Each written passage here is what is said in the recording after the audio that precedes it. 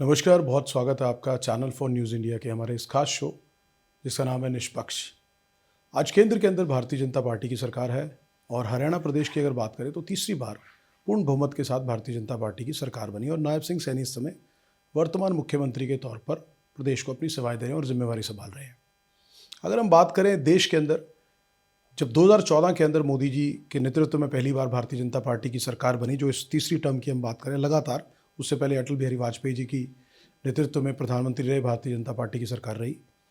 अगर हरियाणा प्रदेश की बात करें तो हरियाणा प्रदेश में ये कमोबेश स्थिति ऐसी नहीं थी। 2014 में पहली बार भारतीय जनता पार्टी की सरकार बनती है हरियाणा में, पूर्ण मैंडेट के साथ, पूर्ण बहुमत के साथ बनती है। लेकिन हम उससे पहले जाना चाहेंगे, लगभग 2 दशक पुरानी बात करेंगे। ये वो समय था हरियाणा के अंदर जब भारतीय जनता पार्टी का हरियाणा प्रदेश के अंदर बहुत स्ट्रांग और मजबूत अस्तित्व नहीं था, खासतौर धरातल पे। और उस समय भारतीय जनता पार्टी के कुछ चुनिंदा नेता ऐसे थे जिन्होंने उस समय भारतीय जनता पार्टी के ध्वजवाहक के रूप में प्रदेश के अंदर कमान संभाली, और जिसको कहते हैं कि वो पौधा लगाया और उस पौधे को दिन रात अपनी मेहनत से, अपनी लगन से, कार्यकर्ताओं के समर्थन से और उनके जोश से लगातार उसको सींचा, और आज वो पौधा एक वटवृक्ष बन चुका है हरियाणा के अंदर। परिणाम हमारे सामने है, हरियाणा प्रदेश की जनता के सामने है कि 3 बार लगातार भारतीय जनता पार्टी की सरकार बनी। तो ये कहना अतिशयोक्ति नहीं होगा कि कुछ चुनिंदा नेता जो उस समय में 1990 के दशक में शुरुआती दौर में, जब भारतीय जनता पार्टी के कार्यकर्ता और समर्थक विरले ही मिलते थे, अगर आप ढूंढने से भी जाएं तो बहुत मेहनत लगती थी। और ये नेताओं की अगर बात करें तो उनको शुरुआती दौर में भारतीय जनता पार्टी को पूरे प्रदेश के अंदर जमाने का विशेष तौर पर क्रेडिट जाता है। आज हम जिनके साथ साक्षात्कार करने जा रहे हैं और निष्पक्ष में उनके राजनीतिक पहलुओं की बात करेंगे, उनकी समझ की, उनकी विरासत की बात करेंगे, और साथ ही साथ प्रदेश के अंदर इस समय वर्तमान मुद्दे क्या है। लेकिन उनके इंट्रोडक्शन या उनके परिचय से पहले ये बताना ज़रूरी है कि ये व्यक्तित्व वही उन लोगों में शुमार है, उन नेताओं में शुमार है जिन्होंने उस समय भारतीय जनता पार्टी जब हरियाणा प्रदेश के अंदर अपनी सियासी ज़मीन तलाश रही थी, तो उसमें सबसे बड़ा नाम और सबसे बड़ा चेहरा भारतीय जनता पार्टी का थे, जिन्होंने सबसे आगे, अगर ये कहें पंक्ति में, ध्वजवाहक बनते हुए भारतीय जनता पार्टी के लिए हरियाणा प्रदेश के अंदर जगह जगह जाकर कार्यकर्ता बनाए, पूरी पार्टी को मजबूत किया और ज़मीनी स्तर पर पार्टी को नई दिशा और दशा देने का काम किया। ये व्यक्तित्व की बात करें 2014 के अंदर, जब भारतीय जनता पार्टी की पूर्ण बहुमत के साथ हरियाणा में सरकार बनती है, तो ये नारनौल से विधायक चुनकर आते हैं और प्रदेश के अंदर इनको कद्दावर मंत्रालय मिलते हैं और वित्त मंत्री की जिम्मेवारी मिलती है, जो एक बखूबी निभाते हैं। बेहद सक्षम, बेहद पढ़े लिखे, इंटेलेक्चुअल, एक समृद्ध परिवार से होने के बाद भी, जिनके पारिवारिक पृष्ठभूमि ऐसी रही, जिनके पिता स्वर्गीय चौधरी मित्र सेन आर्य जी, सारा जीवन उन्होंने आर्य समाज को समर्पित करते हुए और समाज सेवा को समर्पित रखा। उन्हीं के पद चिन्हों पर चलते हुए आज इस परिवार की विशेषता की बात करें तो आज जहां पर न्यूक्लियर फैमिलीज हैं, आप हरियाणा की बात करें, देश की बात करें, सारे प्रांतों की बात कर ले, तो वहां पर एक संयुक्त परिवार ऐसा जो आज भी अपनी जड़ों से जुड़ा हुआ है और ना जाने हरियाणा के साथ साथ ना जाने कितने लाखों परिवारों के लिए जीवंत उदाहरण है कि अगर आप अपनी जड़ों से जुड़े हुए हैं तो प्यार और संयुक्त परिवार में रहते हुए भी आप कामयाब हो सकते हैं और समाज की सेवा भी कर सकते हैं। तो उनका एक जीवंत उदाहरण इस परिवार का है। 2014 में ये चुनाव लड़ते हैं नारनौल से, और नारनौल से विधायक चुने जाने के बाद वित्त मंत्रालय मिलता है और बेहद सक्षमता के साथ, बेहद ईमानदारी के साथ इन्होंने अपने 5 साल अपने डिपार्टमेंट्स का काम किया और बहुत सारे काम किए। और जितनी राजनीतिक समझ लोग रखते हैं, अमूमन लोगों का ये मानना है कि बड़ी ईमानदारी और बड़ी निष्पक्षता के साथ अपनी जिम्मेवारी का निर्वहन किया। जब अपने युवा काल में थे तो उस समय ये आर्मी के अंदर भी, इन्होंने भारतीय आर्मी के अंदर भी सेवाएं दी, कैप्टन की जिम्मेवारी के तौर पर है। उसके बाद सिविल सर्विसेज की तैयारी भी की, सिविल सर्विसेज का एग्जाम क्रैक किया, लेकिन उससे ऊपर तरजीह दी कि जनता की सेवा करने का माध्यम चुना जाए जिसमें सीधे तौर पर जनता से जुड़ा जाए और समाज सेवा का। तो उसके लिए वो राजनीति में आए और आज लगभग अगर बात करें 3 से 4 दशक का समय हो गया एक्टिव पॉलिटिक्स के अंदर। एक बहुत बड़ा नाम हरियाणा की राजनीति के अंदर, देश की राजनीति के अंदर, बेहद गजब के वक्ता।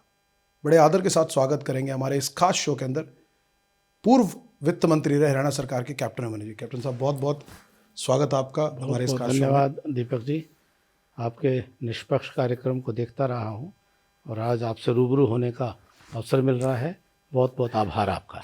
सबसे पहले सर आपका धन्यवाद कि आप अभी स्वास्थ्य लाभ ले रहे हैं। जैसे कि सबको ज्ञात है कि आपका पिछले समय में थोड़ा सा पैर के एक ऐसी दुर्घटना हुई, तो आपका आभार कि आपने समय दिया और स्वास्थ्य लाभ चलते हुए, हालांकि आप मना कर सकते थे, लेकिन आपका बड़प्पन है और उदारता है कि आपने समय दिया प्रदेश की सियासत पर बात करने के लिए। तो आपका बहुत आभार, और उम्मीद करते हैं कि अब आप पहले से बेहतर महसूस कर रहे होंगे। निश्चित तौर पर आपके आने से और अच्छा हो गया। आपका आभार, ये आपका बड़प्पन और धन्यवाद। प्यार सदैव मिलता रहा है कैप्टन साहब। तो अभी हाल ही में आपके पिताजी की जयंती रही, 27 तारीख को आप खांडा खड़े, तो उससे पहले मैं बात करेंगे, मुझे लगता है कि एक समाज के आदर्श व्यक्तित्व और छवि के रूप में आपके पिताजी का जीवन रहा, जिसको आज भली भांति उसी प्रकार से आपका पूरा परिवार संयुक्त रूप से आगे बढ़ाने का काम कर रहा है।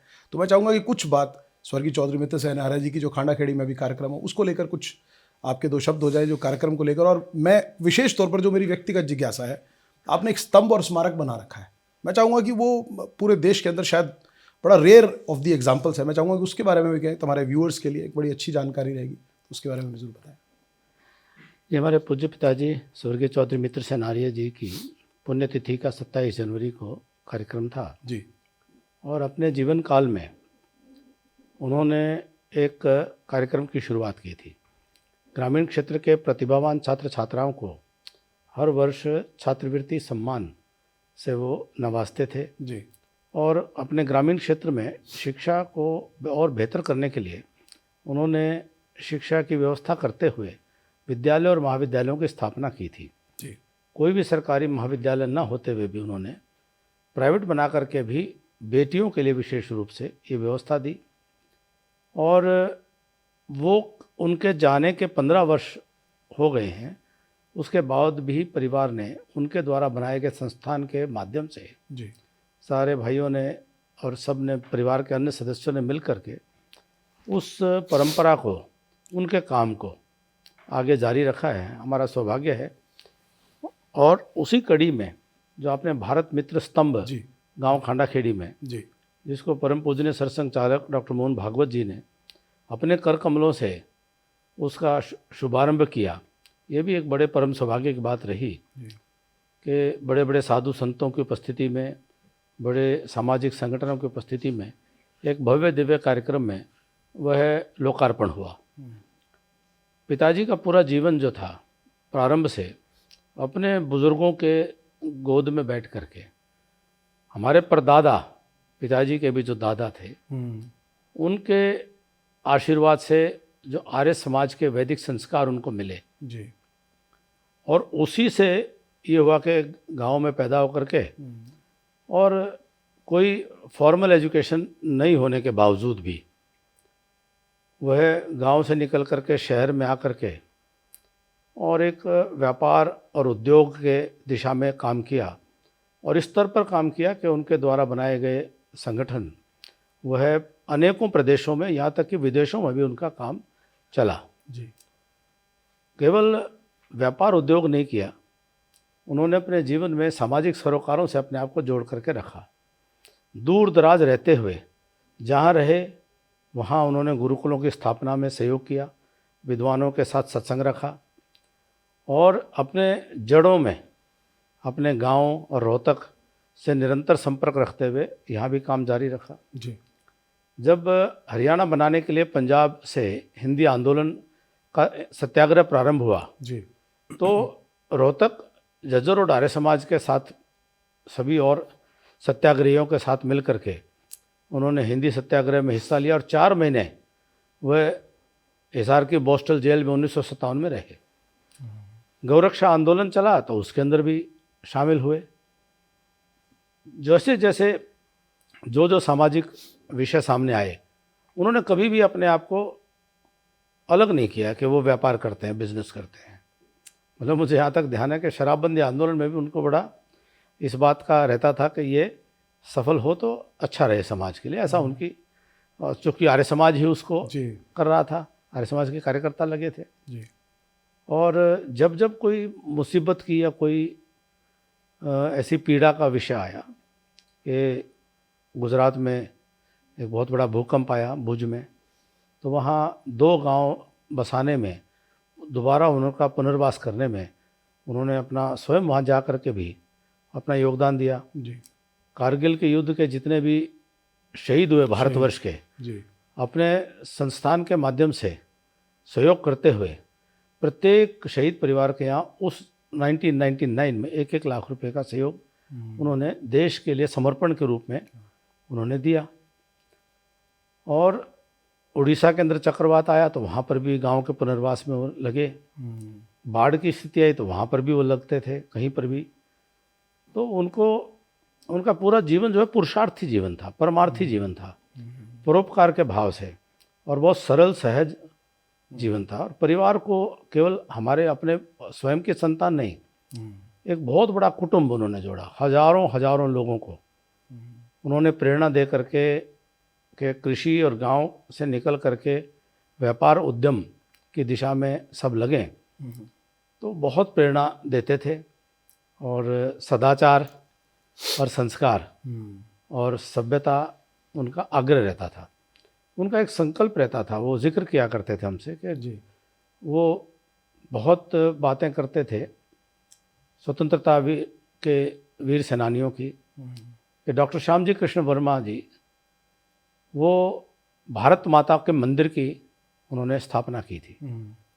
उनके मन में रहता था कि कभी कोई ऐसा स्थान बने जो पूरे भारत माता के आंचल में समाये, सभी आयामों को प्रस्तुतिकरण करता हुआ कोई स्मारक बने। तो उनकी स्मृति में हम पूरे परिवार ने विचार करके, योजना बना करके, डिज़ाइन बना करके और एक ऐसा स्तंभ बनाया जिसमें ऊपर ओम की ध्वज है और नीचे यज्ञशाला है जहाँ वेद की ज्योति जलती रहे, और एक घड़ी है जो क्लॉक टावर है, घंटाघर, वो हर जो समय है वो ओम की ध्वनि के साथ बताती है। क्या बात, क्या बात। और ऊपर के मंजिल से लेकर के नीचे आते आते सृष्टि के प्रारंभ में खम ब्रह्म के से लेकर के और भारत का पूरा इतिहास, ऋषि मुनियों, राजा महाराजाओं, कला संस्कृति और देश के वीर सैनिकों, हर प्रकार की जो परंपरा का सभी का उसमें समावेश करते हुए, महान राजनेताओं का, वैज्ञानिकों का, उसके अलग अलग रूप में, कई पेंटिंग हैं, कई स्कल्पचर्स हैं, कई दीवार पे कुछ लिख करके, और एक सुंदर झांकी जो है भारत माता की वो उनकी स्मृति में बनाई गई है।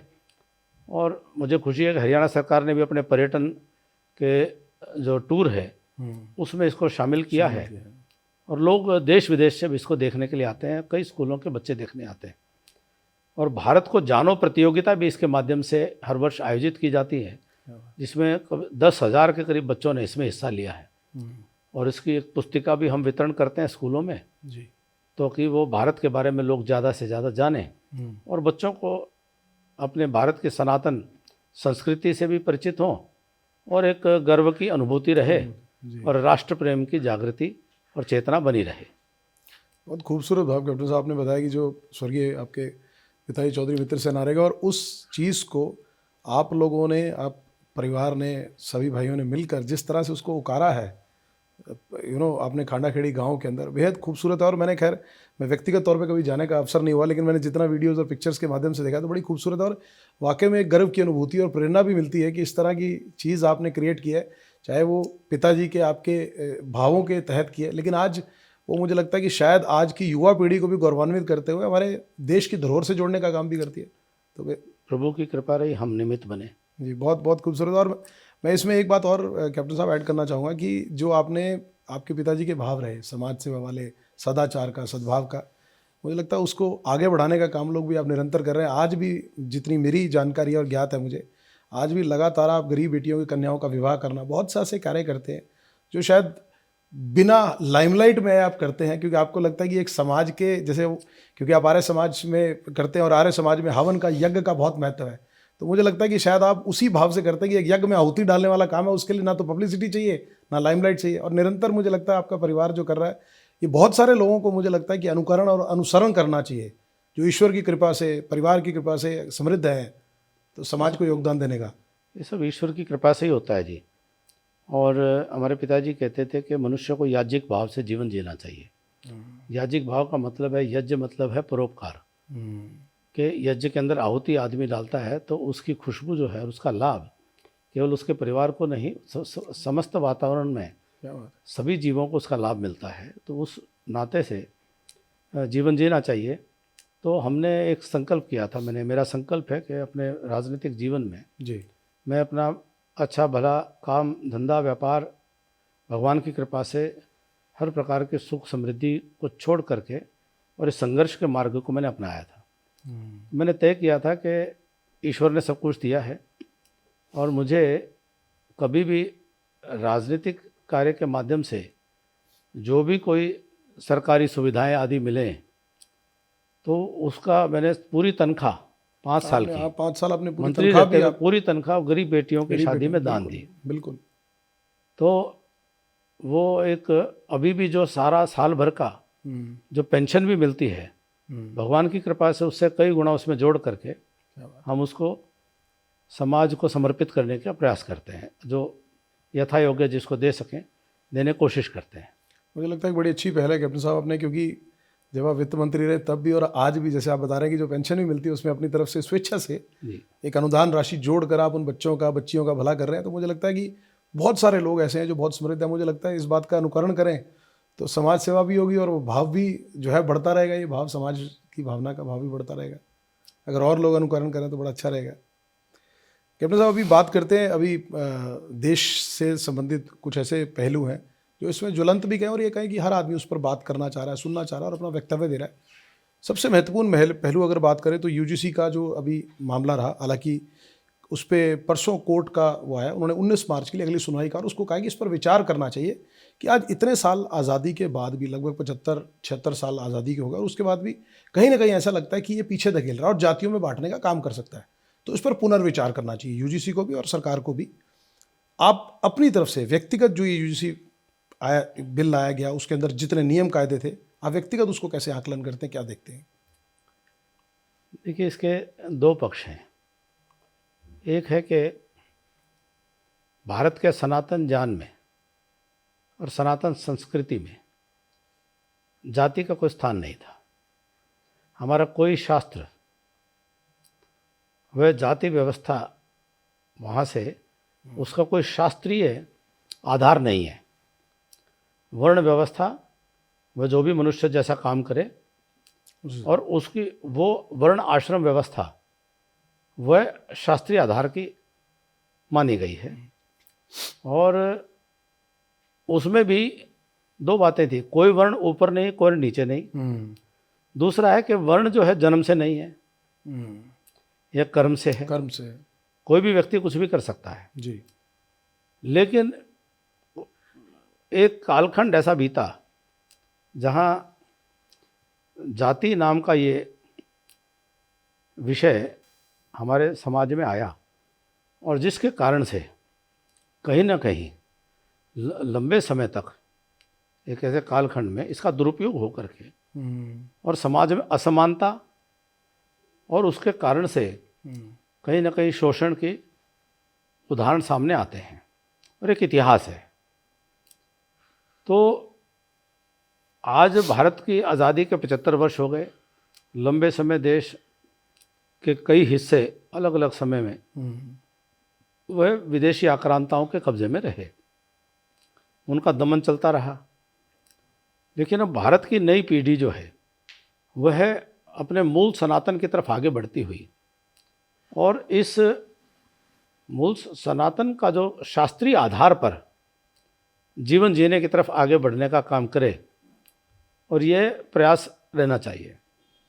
जातियों में समाज को बांटना, मैं समझता हूँ कि ये न केवल राष्ट्र विरोधी है, यह समाज विरोधी भी है, मानवता विरोधी भी है।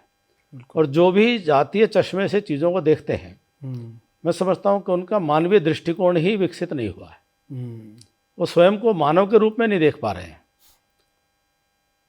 वेद का लक्ष्य दिया वह मनुर्भव है, मनुष्य के जीवन में इसलिए कि मनुष्य बनो, व्यक्ति को मनुर्भव होना चाहिए। बिल्कुल।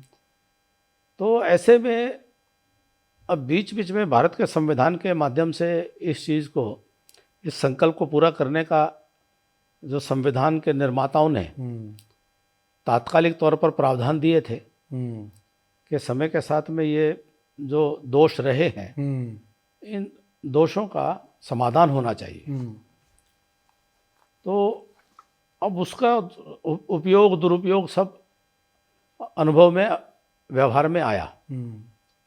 अब सर्वोच्च न्यायालय के समक्ष एक वकील साहिबा ने यूजीसी के विषय को रखा और विश्वविद्यालयों में और हायर एजुकेशन इंस्टीट्यूशंस में उन्होंने एक विषय को, उत्पीड़न के विषय को इस प्रकार से प्रस्तुत किया कि सर्वोच्च न्यायालय ने ही कोई निर्देश दिया, उस निर्देश की अनुपालना में जो शिक्षा विभाग ने जो निर्देशिका जारी की उसको लेकर के समाज में रिएक्शन आया। तो लोकतंत्र है, लोकतंत्र में कोई भी नीति और कानून वह जन भावनाओं और जन अपेक्षाओं, जन आकांक्षाओं से दूर हट करके नहीं हो सकता। फिर भी चूंकि विषय सर्वोच्च न्यायालय का था, सर्वोच्च न्यायालय ने इस पर संज्ञान लेकर के और इसको तात्कालिक तौर पर इसको रोक लगाते हुए, और विषय सर्वोच्च न्यायालय के अधीन है, और मैं समझता हूँ कि भारत के संवैधानिक संस्थाओं में इतनी क्षमता है कि वहाँ भारत के बहुत बड़े ज्ञानी और बहुत अच्छे न्यायाधीश, उनकी देखरेख में अच्छा निर्णय आएगा। आपने कप्तान साहब जो बात कही बिल्कुल आपने ठीक कही, लेकिन मैं इसको थोड़ा सा पीछे ले जाना चाहूँगा। जब देश आज़ाद हुआ, भीमराव अम्बेडकर साहब के नेतृत्व में एक कमेटी बनी थी, उस कमेटी ने पूरा संविधान बनाया था। उस संविधान, जब उस समय पे ये प्रावधान रखा गया था, जातियों का जो प्रावधान रखा गया था, वो इसलिए रखा गया था कि जो जिनको माइनॉरिटीज़ बोलते हैं या जिन अनुसूचित जाति वर्ग के लोग बोलते हैं, उनके साथ कोई भेदभाव ना हो, उनके साथ जो पहले से प्रथाएं चलती आ रही थी, जो देखते सुनते आ रहे थे, उसको देखते हुए वो उस समय के हिसाब से शायद तर्कपूर्ण लगता था कि उनके साथ भेदभाव ना हो और उनके साथ कल को और ज़्यादा अत्याचार ना हो। बीच बीच में बात सुनने में आती है, संसद में, लोकसभा, बड़ी जगह पर बात सुनने में आती है कि जो ये जातिगत जो ओबीसी एसटी एसटी की बात करते, इसको खत्म करके अगर कोई भी किसी भी तरह की अगर किसी को देना है तो वो आर्थिक आधार पर आरक्षण दे। जो आर्थिक तौर पर जो कमज़ोर है उनको आरक्षण की ज़रूरत है। जो समृद्ध है, आज बहुत सारे ऐसे अनुसूचित जाति के लोग भी जो बेहद समृद्ध है और शायद जनरल कैटेगरी और दूसरी कैटेगरी से ज़्यादा समृद्ध है, अगर हम उस एस्पेक्ट पे ना जाए तो केवल इस पे बात करें, तो सरकार जब ये समझ चुकी है कि अगर यह बात ये बार बार उठती है तो क्यों ना इस पे बात की जाए और आर्थिक आधार पे आरक्षण की बात करते हुए उसी को आगे लाया जाए। देखिए, भारत के संविधान निर्माताओं ने इसके ऊपर खूब चिंतन किया और ये हज़ारों साल का अन्याय कोई 10 साल 20 साल 50 साल में उसकी दुरुस्ती हो जाएगी। जो बहुत गहरे समाज के अंदर जो स्वभाव बन गए हैं, व्यवहार बन गया है, उसको कमज़ोर करते करते, उसको हटाते हटाते, वह जो दुर्भावना है उसको दूर करते करते समय लगना अवश्यम भावी ही है, उससे बच नहीं सकते जी। तो वो तो समय लगना है। और उस सोशो इकोनॉमिक जस्टिस के लिए, तो सामाजिक आर्थिक न्याय के लिए ये बहुत आवश्यक था कि इस रिजर्वेशन की, आरक्षण की व्यवस्था को बनाना। उसके अंदर जो संवैधानिक पद्धति के अनुसार समय समय पर और वर्ग जुड़े, वो भी एक समय की आवश्यकता के अनुसार जी, कि जहाँ जो वर्ग बचे थे जिनका अन्याय अभी तक कायम था, तो वो वर्ग भी जुड़े जी। उसी वर्ग में। कहीं ना कहीं ध्यान में आया, कहीं कहीं इकोनॉमिकली बैकवर्ड भी एक क्राइटेरिया हो सकता है जी। तो कहीं उसके भी प्रयोग हुए। इसी आरक्षण के प्रावधानों के ऐसे भी प्रयोग हुए, किसी किसी राज्य में 70% तक आरक्षण चला गया। तो आरक्षण की व्यवस्था के अनेकों प्रयोग वर्तमान में देश के संविधान के निर्माण के बाद अनेकों संशोधनों के माध्यम से हुए हैं। लेकिन इतना जरूर मैं मानता हूं कि आरक्षण की व्यवस्था सामाजिक आर्थिक न्याय को सुनिश्चित करने के लिए जो शोषित वंचित पीड़ित वर्ग था उसके लिए बहुत आवश्यक है।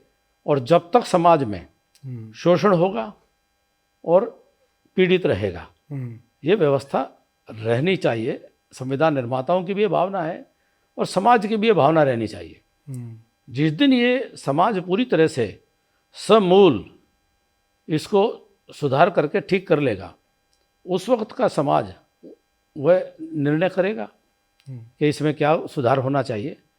लेकिन इस इतने लंबे समय के जो बुराई है उसको बहुत थोड़े समय में वो ठीक हो जाएगी, ऐसा मानना ये प्रैक्टिकल नहीं होगा। लेकिन अभी जो हाल फिलहाल में देश के अंदर जो इसको लेकर बहुत ह्यू एंड क्राई चल रही थी, हालांकि वो भी जैसे कोर्ट का फैसला है और 19 बार उसको एक बार रोक दिया गया, वो बेसिकली इस बात पे थी कि जो ये जो अनुसूचित वर्ग हैं जिनकी हम बात कर रहे हैं, जिनको लेकर कि इसके अंदर क्लॉज ये था कि अगर बाई चांस कोई आदमी किसी स्वर्ण जाति के व्यक्ति के ऊपर कोई आरोप लगा देता है, कमेटी ज़रूर बनाई जाएगी यूजीसी के तहत, बट वो आरोप अगर गलत भी होते हैं तो उसके ऊपर कार्रवाई नहीं होगी और आरोपों के आधार पर उस आदमी का करियर भी खराब हो सकता है, उसकी पूरी लाइफ स्पॉयल हो सकती है। और ये सिर्फ इस क्लॉज की, इस बिल की बात नहीं कर रहा हूँ, मैं बात कर रहा हूँ पहले की भी बहुत से केसेस ऐसे देखने को मिले हैं। दोनों पार्ट की बात करें कि जहाँ अनुसूचित जाति लोगों के साथ भेदभाव भी हुआ, शोषण भी हुआ, दूसरी तरफ बहुत केसेस ऐसे भी हैं कि जब उन्होंने कानूनों का दुरुपयोग भी किया और बड़े लोगों के ऊपर निराधार और गलत आरोप भी लगाए।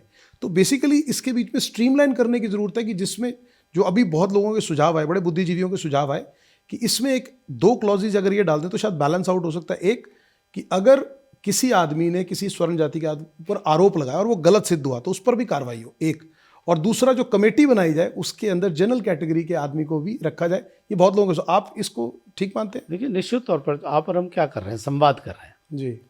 और संवाद जो है समाज की जीवंतता का उस एक प्राण तत्व है जी।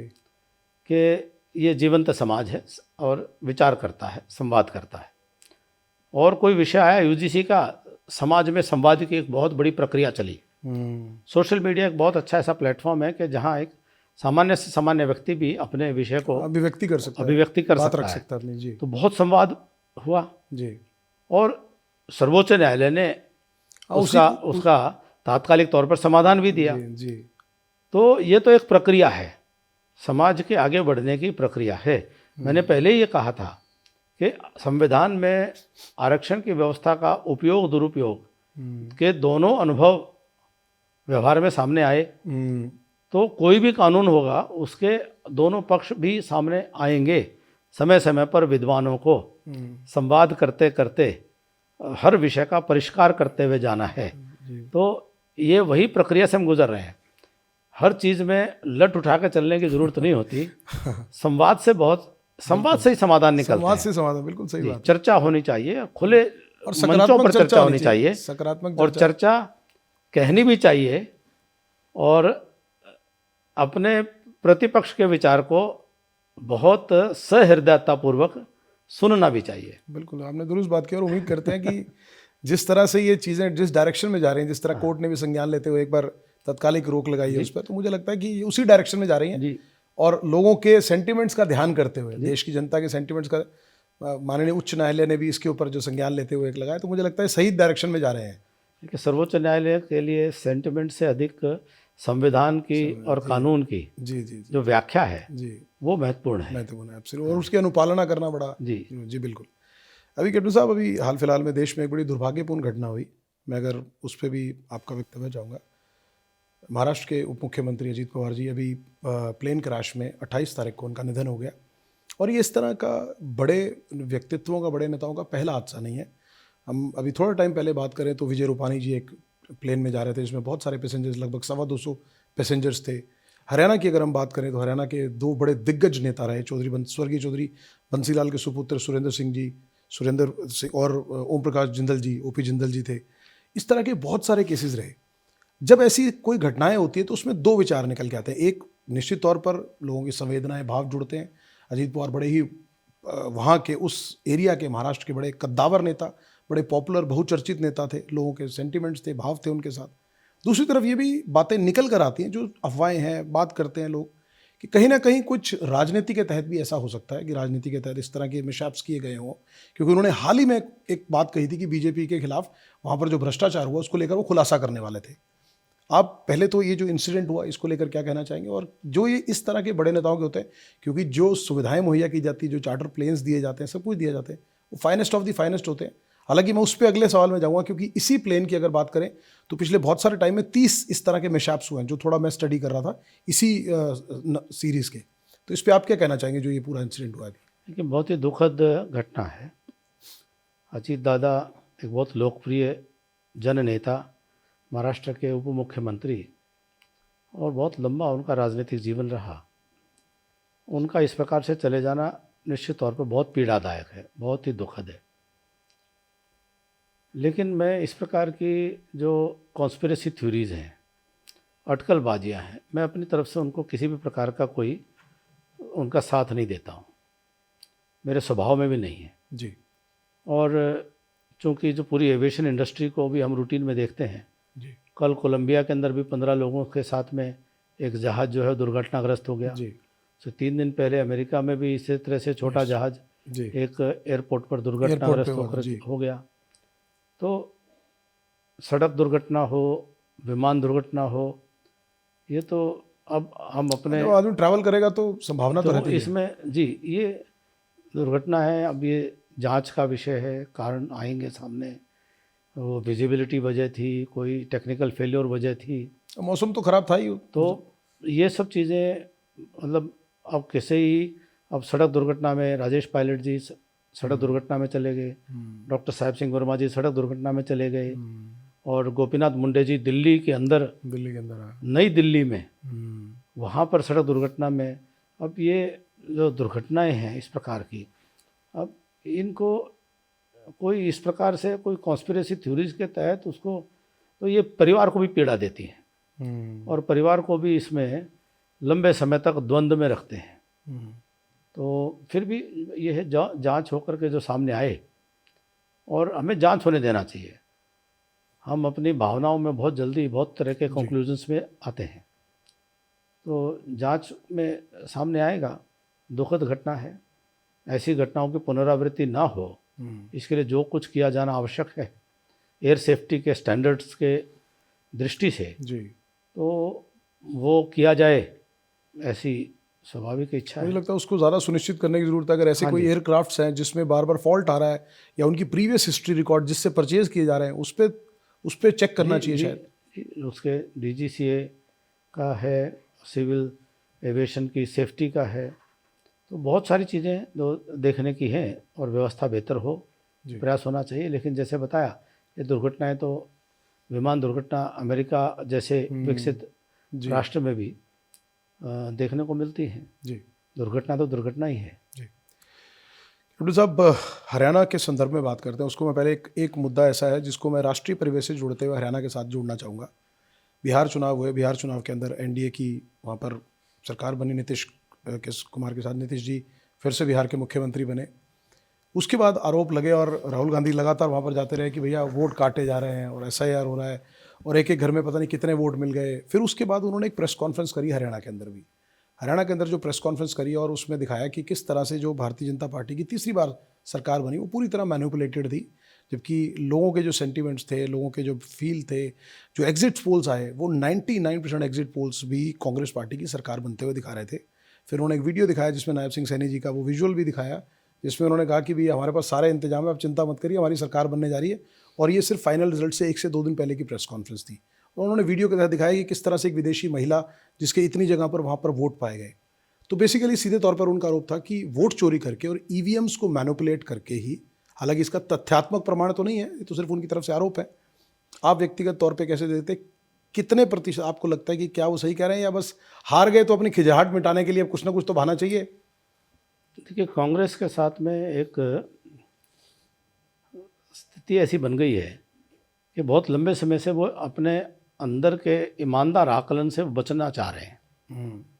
सेल्फ इवेल्युएट कर लें, सेल्फ ना तो एनालिसिस, संगठन का कर रहे हैं, सेल्फ एनालिसिस कर लें पहले, ना नेतृत्व का कर रहे हैं, और वह हमेशा अपने संगठन की और नेतृत्व की कमजोरियों से ध्यान हटाने के लिए वो विषय भटकाते हैं।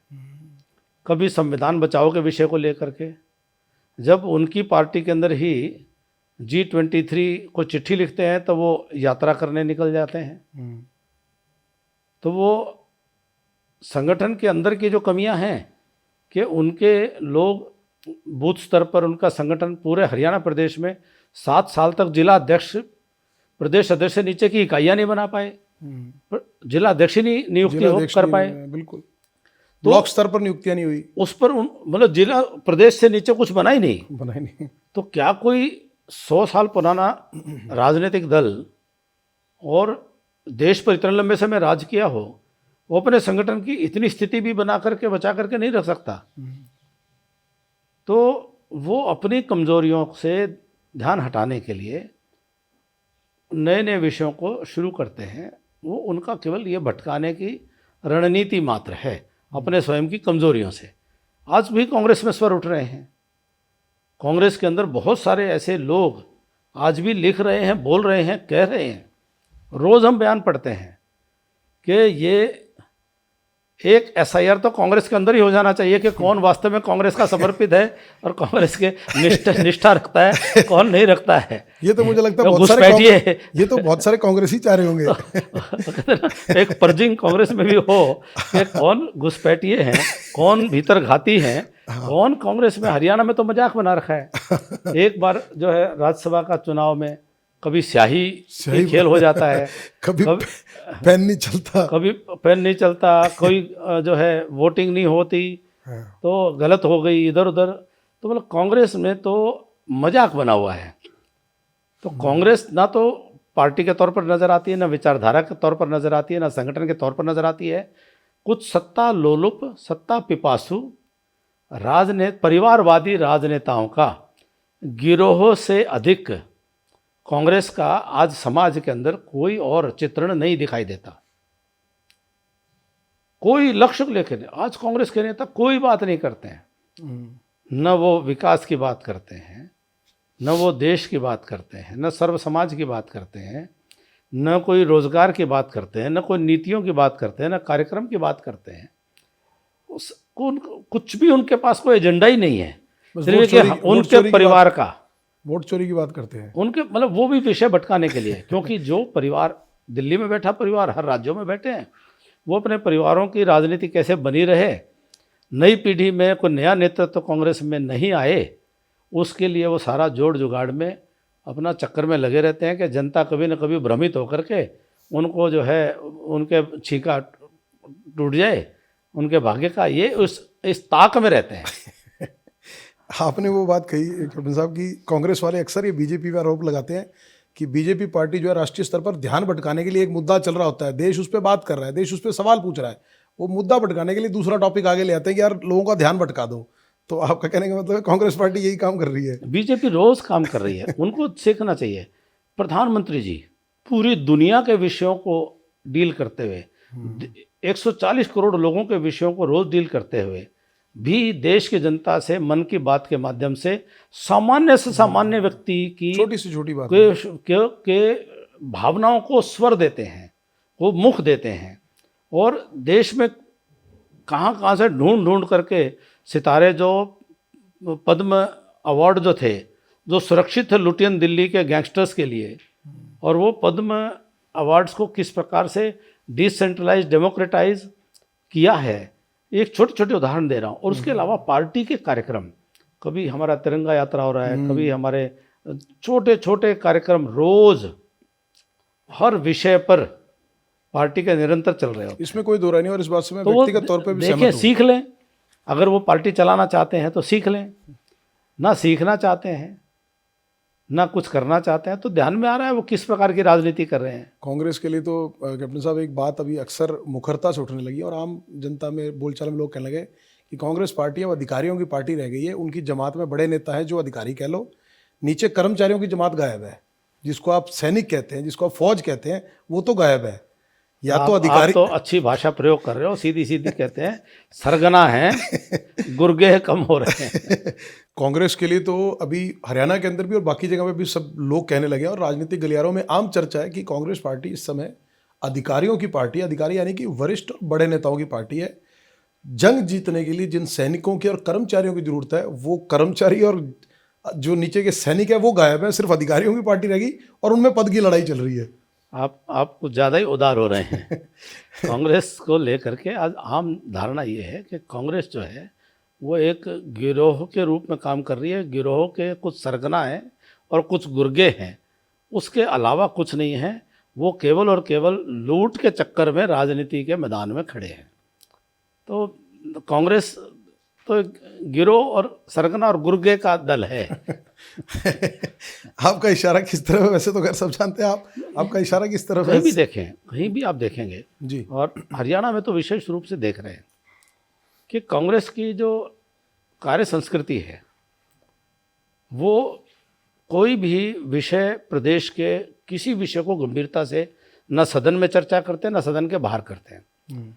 सारा दिन उन्होंने अपने गुर्गों को सुपारी देकर के इस काम पर लगाया हुआ है कि वह गाली गलौज की राजनीति करें, और जितनी गाली दें उतना उनको जो है इनाम देने की बात चलती है। मेहनताना।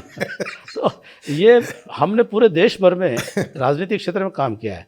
इस प्रकार की गाली गलौज की संस्कृति मुझे कहीं किसी भी प्रदेश में आपस में राजनीतिक विचारों का मतभेद, लेकिन एक दूसरे का सम्मान भी करते हैं, और वो लोग देश और समाज के लिए कुछ करने के लिए निकले हुए हैं। अपने अपने दल संगठन हो सकते हैं, अपना अपना विचार हो सकता है, विचारधारा अलग हो सकती है, लेकिन बहुत ही जीवन समर्पित करके राजनीति क्षेत्र में काम कर रहे हैं वो लोग, किसी भी दल में हो। लेकिन यहाँ तो ऐसा जो भाषा संस्कृति दिखती है, मुझे सदन में हैरानी होती है। गरिमा होनी चाहिए कि गरिमा, और सदन की गरिमा नहीं, परस्पर मान सम्मान नहीं। मैं हंस रहा था कि सदन में बहुत वरिष्ठ लोग भी इस प्रकार की बात कर जाते हैं कि विषय चल रहा है और वो बात कुश्ती लड़ने की कर लेते हैं कि आ जाओ अभी पटक देंगे। ये एक हरियाणा में एक ऐसी, जहाँ पर चर्चा तर्क के आधार पर, आंकड़ों के आधार पर हो बात होनी। हाँ, तथ्यों के आधार पर, आंकड़ों के आधार पर बातें होनी चाहिए। राजनीति में आरोप भी लगते हैं, बिल्कुल, आरोप के भी तर्क और तथ्य और आंकड़े जी। उनके साथ में हमने भी राजनीति की है। हमने 2014 से पहले कोई भी कांग्रेस की सरकार के संबंध में जो विषय हमने मीडिया में रखे, बाकायदा सबूतों के साथ रखे, न्यायालय के निर्णयों के टिप्पणियों के साथ रखे। हमने अखबारी खबर को भी आधार नहीं बनाया, उसके पीछे को तथ्य फाइल लेकर के हम प्रेस कॉन्फ्रेंस में बैठते थे। लेकिन आज तो ऐसे छोड़ रखे हैं कि जैसे कोई भी कुछ बस गाली गलौज दे के आ जाओ, बात यही तक करनी है, क्योंकि नेता ये काम करते हैं।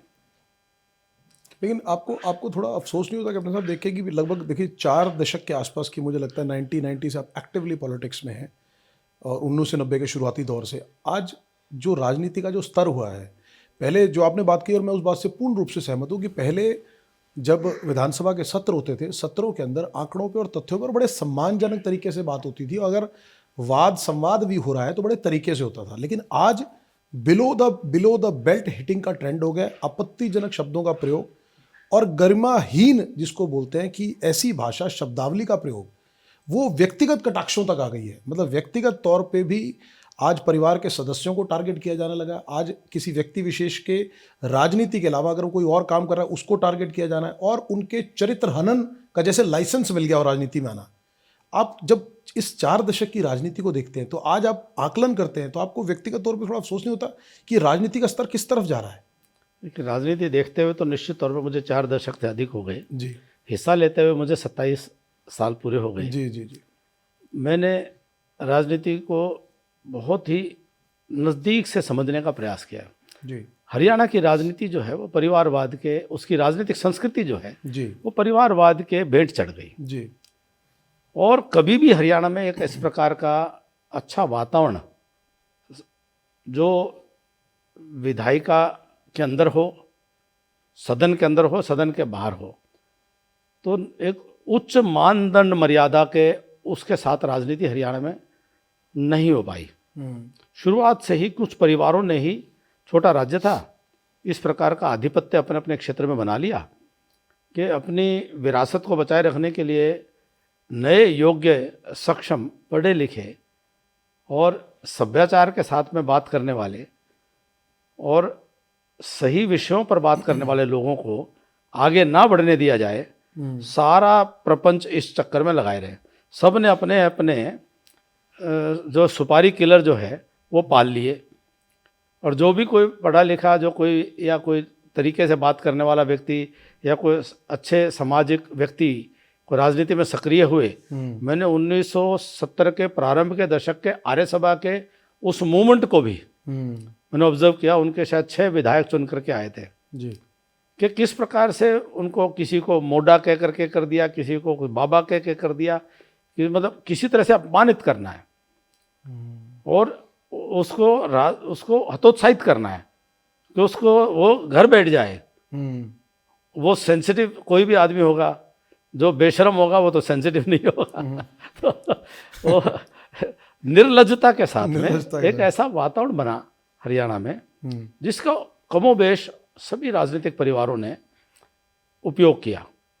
इसलिए राजनीतिक भाषा, क्योंकि उनकी स्वयं की ना कोई बहुत बड़ी शिक्षा उस तरह की थी और न उस प्रकार का उनका कोई उपलब्धियां थी, न सामाजिक व्यवहार थे, कि उनको मालूम था कि समाज के अंदर से हरियाणा प्रदेश में देश के इतने बड़े बड़े महान लोग हरियाणा ने दिए हैं। जहां सुप्रीम कोर्ट में चीफ जस्टिस ऑफ इंडिया जी आज हरियाणा प्रदेश के गांव से हैं। जी जी जी। तो हरियाणा में प्रतिभाओं की कमी नहीं रही, सामाजिकता की कमी नहीं रही, और बड़े बड़े अधिकारी, बड़े बड़े विद्वान लोग वो हरियाणा से निकले हैं।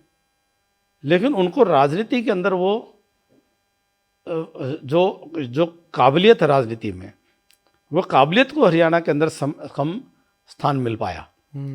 और उसका कारण है कि ये जो सरगनाओं के जो गुर्गे जो शाम को गाली गलौज का मेहनताना लेने के लिए पहुंचते हैं, कि आज ये वो संस्कृति, आज मैं ये काम कराया जी। तो मैं अब निराश नहीं होता और अब दुखी नहीं होता, और उनको बड़ी विनम्रता से कहता हूँ कि हतोत्साहित भी नहीं होऊंगा। इसलिए नहीं होऊंगा क्योंकि मुझे मालूम है कि मैंने अगर ये बीड़ा उठाया है तो मुझे ऐसे लाखों नौजवान देख रहे हैं कि ये अपने इतने सब सुख समृद्धि के होने के बावजूद भी ये संघर्ष करता रहा।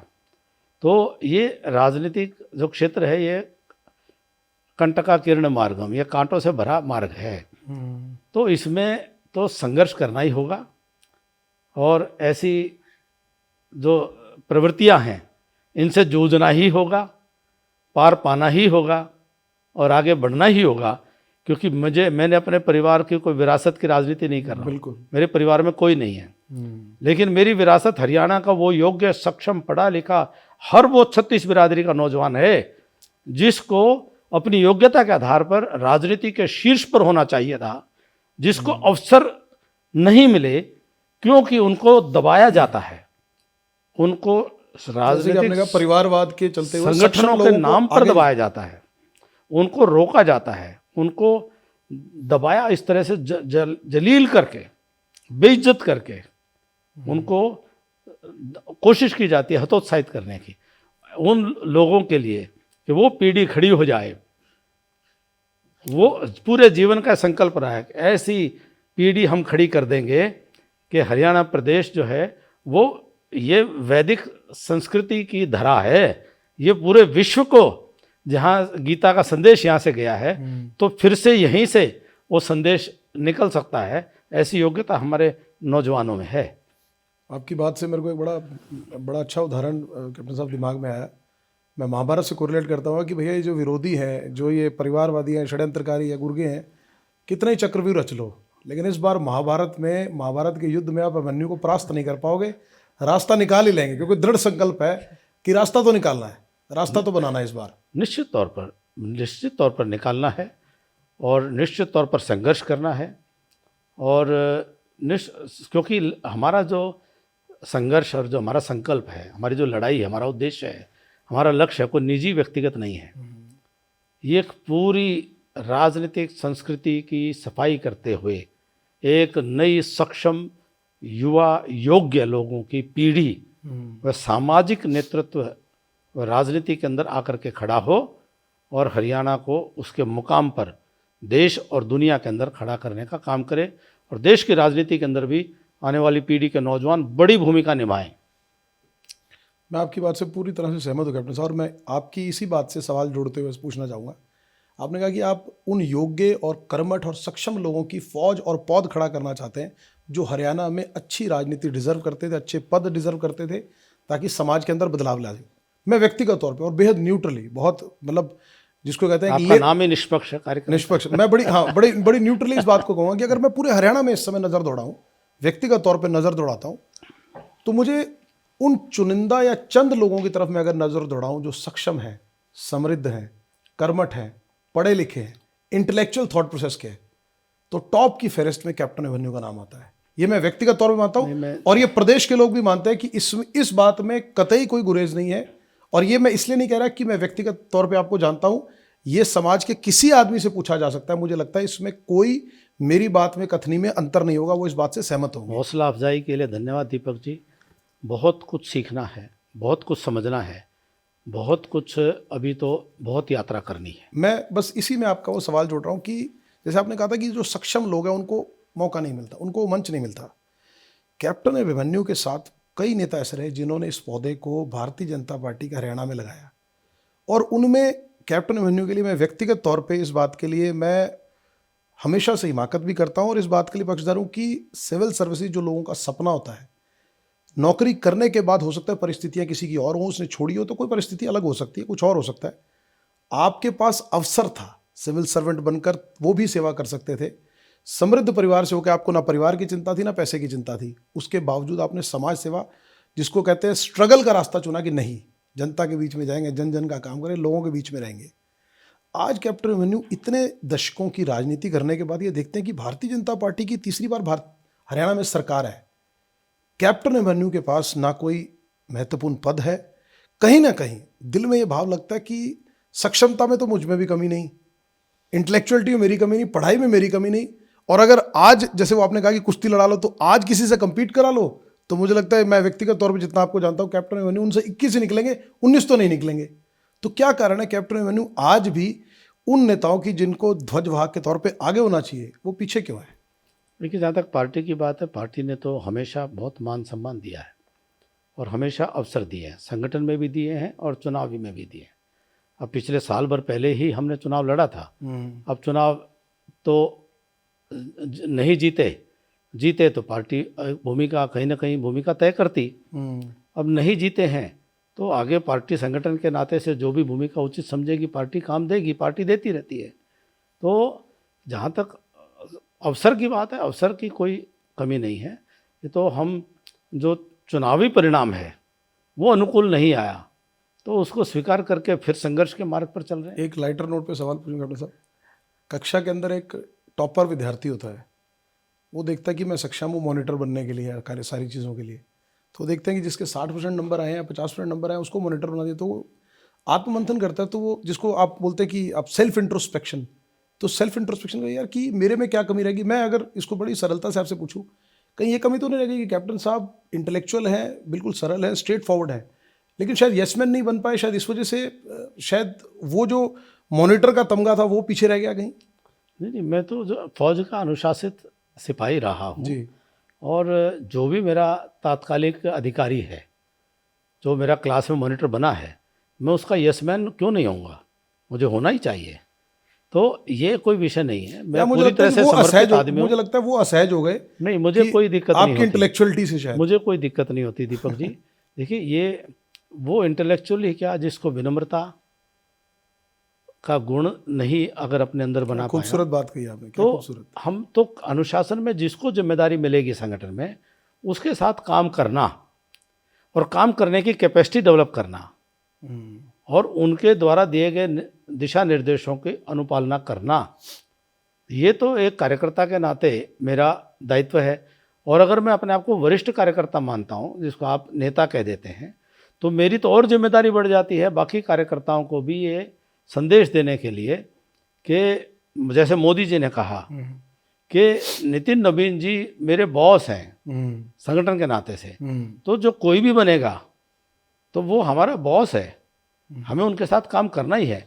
जो जितना वरिष्ठ होता जाता है उसको उतना ही ज़्यादा मर्यादाओं की पालन करना चाहिए और करना पड़ता है।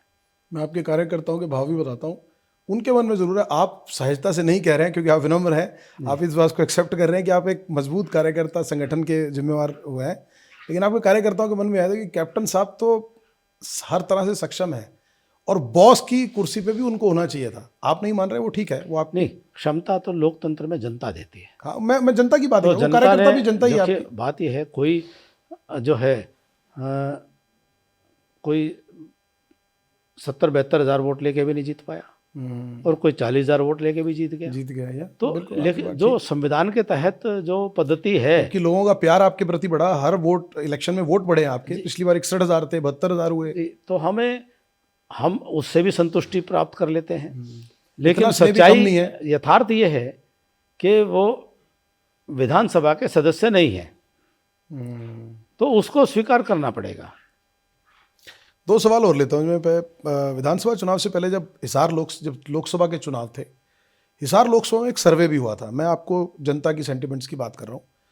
वहाँ पर क्लियर एक व्यू पॉइंट था कि अगर कैप्टन अभिमन्यु को टिकट मिलती है तो कैप्टन अभिमन्यु लोकसभा का चुनाव ये जीत रहे हैं। जो भी परिस्थितियाँ रही, संगठन तौर पर रही, प्रदेश के स्तर पर जो भी डिसीजन हुआ होगा केंद्र लेवल पे, रणजीत सिंह जो कि सरकार के अंदर मंत्री थे, उनको वहाँ से छुड़वाकर उनको चुनाव लड़ाएगा लोकसभा। हालांकि वो लोकसभा का चुनाव हारे, फिर वो दोबारा विधानसभा आज़ाद कैंडिडेट के तौर पे रानिया से लड़े, वो भी चुनाव हारे। क्या लगता है कि कैप्टन साहब इतने साल इतनी ईमानदारी के साथ पार्टी के साथ खड़े रहे? क्या कारण रहा कि जब भी वो किसी ऐसी चीज़ के लिए प्रयास करते हैं तो वहाँ उनको निराशा लगती है, जबकि वो आपके लिए जीत प्रशस्त थी? और ये लोगों के सेंटिमेंट्स और ग्राउंड सर्वे की बात कर रहा हूँ मैं। नहीं, मैं बिल्कुल इस बात से, क्योंकि हमने भी सारी चीज़ें ग्राउंड फीडबैक हमने देखा था, हम बड़े आसानी से बहुत अच्छे मार्जिन से, बहुत अच्छे मार्जिन से जी, न केवल हिसार की सीट एक बड़े मार्जिन से जीतते, बल्कि उसका प्रभाव अगल बगल की सिरसा और सोनीपत और रोहतक जैसी सीटों पर भी उसका अनुकूल प्रभाव पड़ना था जी, और पूरे हरियाणा का परिणाम एक अलग ही स्वरूप में होना था। लेकिन जो अब निर्णय हुआ, उस निर्णय में वो परिणाम जो है, तो अब विधानसभा में भी इस प्रकार के सर्वे आते थे कि कोई अन्य सीट होती तो और अच्छे उसमें वहाँ से जीतने की अनेक सीटों से संभावनाएं थी। लेकिन हम अनुशासित लोग हैं, पार्टी जहाँ से कहे वहीं से हमको चुनाव लड़ना है, या चुनाव लड़ना है या नहीं लड़ना है, तो ये पार्टी का निर्णय है। तो और लेकिन अंततोगत्वा जो फैक्ट है उस फैक्ट को एक्सेप्ट करना है। ये तो आपने, मुझे लगता है ये आर्य समाज का शायद नियम भी है कि मुझे लगता है जीवन का सार यही है। नहीं, अब फौजी होने के नाते एक अनुशासन और फिर संगठन का समर्पित कार्यकर्ता और एक स्वयंसेवक आचरण के, हमें खुशी इस बात की हमारे संगठन की सरकार बनी है, हमारे विचार की सरकार बनी है, हमारे साथी मुख्यमंत्री और मंत्रीगण जो हैं वो मिलकर के एक अच्छी सरकार चला रहे हैं। तो हमें तो इसी में संतुष्टि और बहुत ज़्यादा है, अपने जीतने से ज़्यादा खुशी है। हाँ, नहीं, वो तो बिल्कुल, सरकार आपकी, पार्टी आपकी है। एक अवसर और अभी हरियाणा के अंदर आ रहा है, 2 राज्यसभा की सीटें खाली हो रही हैं। हालांकि एक, क्योंकि लाइकेबल लगता है कि कांग्रेस के पास वो नंबर्स हैं, तो एक सीट कांग्रेस के तरफ जाएगी और एक बीजेपी के पास। इस बार, पिछली बार किरण चौधरी कांग्रेस पार्टी से आती हैं, वो राज्यसभा के लिए नॉमिनेट हो गई। उससे पहले कार्तिकेय शर्मा थे, वो नॉमिनेट हो गए। कैप्टन साहब खुद को इस बार उपयुक्त मानते हैं कि, हालांकि एक सेवा का भाव है, मैं ये नहीं कह रहा कि आपके मन में कोई लालसा होगी, लेकिन सिर्फ क्योंकि आम जनता के सेंटिमेंट्स हैं कि कैप्टन साहब इतने साल से रहे तो मिलना चाहिए भाई, उसमें गलत क्या है? जब दूसरी पार्टी आदमी से, व्यक्ति को मिल रहा है तो कैप्टन साहब को क्यों नहीं? ये मेरा विषय ही नहीं है। नहीं, आपका ना ये इच्छा का विषय है जी, और ना ये मेरा विषय है। जो निर्णय के जिनके विषय है वो जो निर्णय करेंगे वो बहुत अच्छा करेंगे। लेकिन कैप्टन साहब की दिल की इच्छा तो होगी, कैप्टन साहब कोई बिल्कुल इन सब चीज़ों से, दीपक जी, बहुत संगठन में लंबे समय काम करते करते इन सब चीज़ों से बहुत आगे आ गए। लेकिन लगता नहीं कि किरण चौधरी जी एक दूसरी पार्टी में रही, इतने साल तक खिलाफत करी, सब कुछ रहा, उनके बड़े बयान बड़े वायरल हुए। मैंने खुद उनके बयान सुने थे जब उन्होंने पब्लिकली ये कहा कि तुम्हारी बेटी कह रही है भिवानी की चौकीदारी चोर है। वो वहाँ पर वो हुड्डा जी पे आरोप लगा के कि इन्होंने पिता पुत्र ने कैप्चर कर लिया तो मुझे मजबूरी में जाना पड़ रहा है। वो आती हैं, सारी अंडरस्टैंडिंग हो जाती है, उनको राज्यसभा नॉमिनेट कर दी जाती है, उनकी बिटिया को भी इलेक्शन जीतने के बाद मंत्री बना दिया जाता है। तो कहीं समय की आवश्यकता के अनुसार हमारा नेतृत्व निर्णय लेता है। लेकिन कैप्टन अभिमन्यु तो उससे ज़्यादा सक्षम कैंडिडेट थे राज्यसभा भेजने के लिए, कर्मठ कार्यकर्ता है, 30 साल से लॉयल है। मैं कह रहा हूँ समय की आवश्यकता के अनुसार जो निर्णय किए गए हैं, और किरण जी का अपना संघर्ष रहा है। देखिए, नहीं, उसमें कोई दो राय नहीं है। ठीक है, उनका चौधरी राजनीतिक- बंसीलाल जी ने इमरजेंसी में हमारे पूरे नेतृत्व को जेल में इंदिरा गांधी जी के कहने से डाला। हमने उनके साथ मिलकर के बाद में हरियाणा के हित में एक अच्छी सरकार भी बनाई।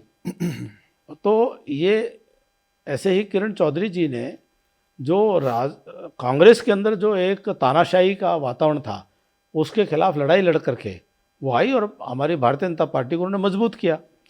तो वो एक संघर्षशील नेता, जुझारू नेता है और पार्टी ने समय की आवश्यकता के अनुसार जो निर्णय किया वो अच्छा निर्णय किया।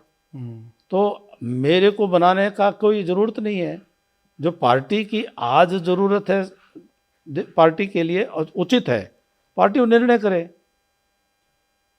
लेकिन कैप्टन अभिमन्यु हर तरफ से सक्षम है। लोगों के मन में बात आती है, कार्यकर्ताओं के मन में बात आती है, जिस पौध को आप बड़ा खड़ा करना चाहते हैं कि कैप्टन साहब आगे बढ़ेंगे तो उनका भी हौसला बढ़ेगा कि एक सक्षम, कर्मठ, लॉयल, डिसिप्लिन, इंटेलेक्चुअल आदमी को जिम्मेवारी दी है। अब वो हमारा मतलब जो इस तरह के कर्मठ लोग हैं, आप तो समृद्ध परिवार से हैं, जो समृद्ध परिवार से नहीं लेकिन वो लॉयल हैं पार्टी के, वो कर्मठ कार्यकर्ता हैं, इंटेलेक्चुअल हैं, उनका भी हौसला बढ़ेगा और आपका सपने को भी उड़ान मिलेगी अगर कैप्टन साहब को जिम्मेवारी मिलती है तो। दीपक जी, ये सारा काम सब मिलजुल करके होता है।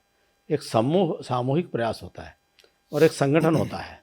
महाभारत के युद्ध में भी भगवान श्री कृष्ण भी, वह भी पूरी पांडव सेना और सब महारथियों के साथ मिलकर के स्वयं भगवान, मतलब मैं अर्जुन की बात नहीं कर रहा हूँ कि अर्जुन भी अकेले सक्षम नहीं थे सक्षम, और स्वयं भगवान ने भी अपने लक्ष्य की प्राप्ति के लिए पूरी सेना को साथ लेकर के और पूरा काम किया। तो ये कोई भी व्यक्ति समूह और संगठन का हिस्सा बन करके लक्ष्यों की प्राप्ति कर सकता है। तो उसी तरह से संगठन के प्रति समर्पण भाव से अपना काम करते चले जाएंगे।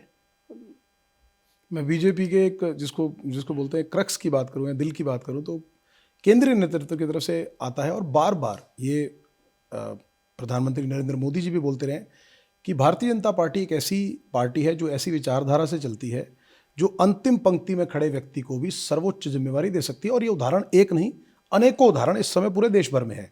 आप चाहे मध्य प्रदेश के मुख्यमंत्री मोहन यादव जी की बात कर लीजिए, हम भजनलाल शर्मा जी की बात कर लें, हम हरियाणा के अंदर नायब सैनी जी की बात कर लें, हम रेखा गुप्ता जी की दिल्ली में बात कर लें।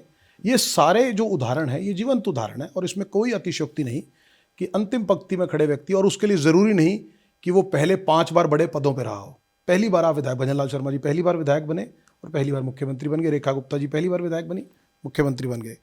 अब इसको दूसरी तरीके से, अगर इसको दूसरे एस्पेक्ट से लिया जाए तो इनको जो आरोप लगते हैं, जो बीजेपी पर आरोप लगते हैं, कांग्रेस लगाती है, विपक्ष लगाता है कि इनको डम्मी लोग चाहिए, इनको यस मैन चाहिए। अगर कोई सक्षम, समृद्ध, कमांडिंग आदमी मिल गया तो इनकी पकड़ में नहीं रहेगा, इनकी बात नहीं सुनेगा, इसलिए इनको ऐसे आदमी चाहिए। अंतिम पंक्ति का आदमी लाओ, वो तो इसी बात से पागल हो जाएगा कि मुझे तो ऐसी सीट मिल गई, मुझे तो आपने जो करवाना करवा लीजिए अब आप मुझसे।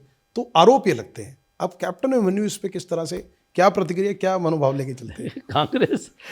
कांग्रेस के आरोप से या मतलब ओवरऑल उनके मार्गदर्शन से, मैं तो जनरल लोगों की बात भी कर रहा हूँ, उनके मार्गदर्शन से तो हमने चलना नहीं क्योंकि वो तो आत्मघाती दर्शन है। वो तो आत्मघाती दस्ता है। वो उनका अपना जो है, उनके तौर तरीके। अब जो मैंने 2 एस्पेक्ट बताए, पार्टी का एस्पेक्ट भी और लोगों के सेंटिमेंट में जो है अच्छे प्रयोग रहे हैं और प्रयोग सफल हुए हैं। और पीढ़ी परिवर्तन का दौर आता है तो नई पीढ़ी को आगे बढ़ाया जाता है और बहुत सारी चीज़ें देख करके, और जितने भी लोगों को अवसर दिया गया उन्होंने अच्छे काम करके दिखाए। पुष्कर धामी जी, उनको जब मुख्यमंत्री के तौर पर लेकर के आए, वो स्वयं विधानसभा चुनाव भी हार गए थे। उसके बावजूद भी उनको हार गए थे, सरकार में पुनः मुख्यमंत्री बना करके और फिर वो उपचुनाव जीत करके आए। तो और अच्छा काम उत्तराखंड में उन्होंने किया। तो ये सब प्रयोग जो हैं ये अच्छे सफल हुए हैं। भूपेंद्र पटेल जी गुजरात के अंदर पूरा का पूरा कैबिनेट नहीं बना करके और अच्छे बहुमत के साथ सरकार दोबारा आई और अच्छा काम कर रही है। तो ये जो प्रयोग सब हुए हैं, ये प्रयोग राजनीतिक तौर पर भी कामयाब हुए हैं और कार्यकर्ताओं के अंदर भी एक अच्छा संदेश देते हैं कि किसी भी कार्यकर्ता को कुछ भी अवसर मिल सकता है। देखिए, योग्यताओं में कोई बहुत ज़्यादा अंतर नहीं होता, अनुभव कम ज़्यादा हो सकता है। तो अनुभव का लाभ तो बाकी सारा संगठन के लोग देने वाले ही हैं। देने वाले हैं। आपके पास सारी टीम है, हमारे सब मिलके चलता है। हाँ, सारी टीम है उसके पास करने के लिए। लेकिन कांग्रेस से सीखने की जरूरत नहीं है साहब। उड़ीसा में गिरधर गोमांग जी को बनाया था उन्होंने। लेकिन कई बार क्या होता है कि आपने बात तो ठीक की कि अनुभव कम हो सकता है, लेकिन संगठन है, पूरी टीम है, सारा सिस्टम है। और दूसरी बात, जब एक आदमी एक पोजीशन पे और पद पे आ जाए और उसको पता है कि मेरा डोमेन इतना है, मेरे पास अधिकार क्षेत्र इतना है, इस अधिकार क्षेत्र के चलते मैं ये लोगों का या समाज में बदलाव ला सकता हूँ, तो जैसे जैसे जानकारी मिलती आती है। लेकिन उसमें जो हास्यास्पद स्थिति होती है, वो हास्यास्पद स्थिति मैं इसलिए कह रहा हूँ क्योंकि जैसे रेखा गुप्ता जी हैं, दिल्ली की मुख्यमंत्री, वो मुझे लगता है कम से कम अपने 20 बयानों के लिए ट्रोल हो चुकी हैं। वो या तो वो बोलती हैं कि स्लिप ऑफ टंग हो गया। अब भजनलाल शर्मा जी हैं, वो कितनी बार इस बात के लिए ट्रोल हो चुके हैं। तो बात ये निकल के आती है कि जब इस पद पर आदमी बिठाया जाए तो उसके शब्दों का बड़ा महत्व है। वो जो बात कर रहा है खासतौर पर पब्लिक मंचों से, सार्वजनिक मंचों से, तो हर बात बड़ी नपी तुली होनी चाहिए, जबकि इनकी स्लिप ऑफ द टंग बड़ी फ्रिक्वेंटली होती है। तो यहाँ पर उपहास का पात्र बनना पड़ता है।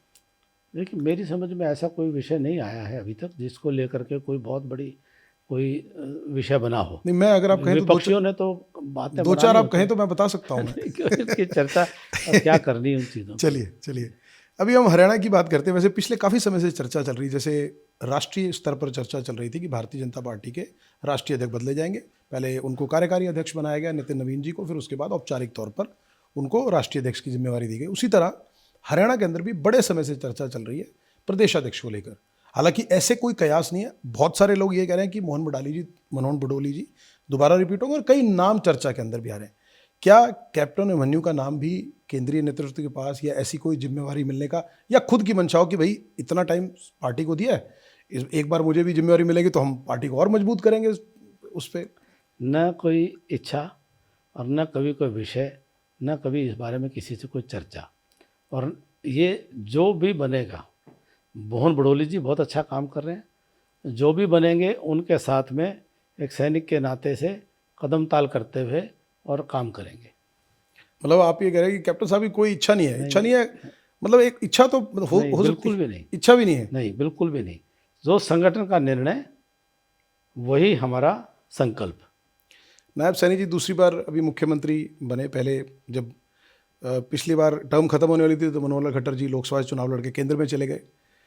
तो बड़ी बार ऐसे आरोप लगते हैं, मैं नाम लेके कोट कर देता हूँ। अभय चौटाला आरोप लगाते हैं, दुष्यंत चौटाला लगाते हैं, भूपेंद्र सिंह हुड्डा लगाते हैं कि भाई नायब सिंह सैनी तो डमी सीएम है। जो सरकार है वो आज भी केंद्र से चल रही है। केंद्र मतलब मनोहर लाल खट्टर जी आज भी हरियाणा को कहने के लिए वो केंद्र में, लेकिन सरकार चला रहे हैं। कैप्टन अभिमन्यु क्या मानते हैं कि, हालांकि मुझे पता है आपका जवाब क्या होगा, लेकिन फिर भी अपनी जानकारी के लिए और व्यूअर्स के लिए, क्या आप व्यक्तिगत तौर पे आकलन करते हैं, क्योंकि आपने मनोहर लाल जी के टर्म में तो आप कैबिनेट में रहे हैं, आप नायब सिंह सैनी जी भी उस टाइम आपके साथ राज्य मंत्री थे शायद उस 2014 से 2019, व्यक्तिगत तौर पे आप क्या मानते हैं जो ये आरोप लगाते हैं? बहुत बार सफाई आ चुकी, बट कैप्टन साहब का वर्जन क्या है? पहली बात तो है कि ये बेचारे अपनी खिसियानी बिल्ली खंबा नोचे वाला काम हाँ वो इनके पास जो है, जैसे मैं कहता हूँ, ये कुछ तो टाइम पास करेंगे, आरोप प्रत्यारोप से आगे बढ़ ही नहीं पा रहे हैं। कुछ तो टाइम पास करेंगे बेचारे। तो इनका राजनीतिक चिंतन पर भी मुझे जो है हंसी आती है कि इनका कोई जो है, इनके अंदर कोई पॉलिटिकल इनोवेशन की कोई भी किसी प्रकार की कोई स्ट्रीक, कोई थिंकिंग है ही नहीं क्या, कि ये इस जो है रोज की अखबारी बयानबाजी आरोप प्रत्यारोप से आगे चल ही नहीं पा रहे हैं। ये एक मतलब ऐसी लीक पर चल पड़े हैं। तो अब उसको जनता, नई पीढ़ी पसंद नहीं करती है।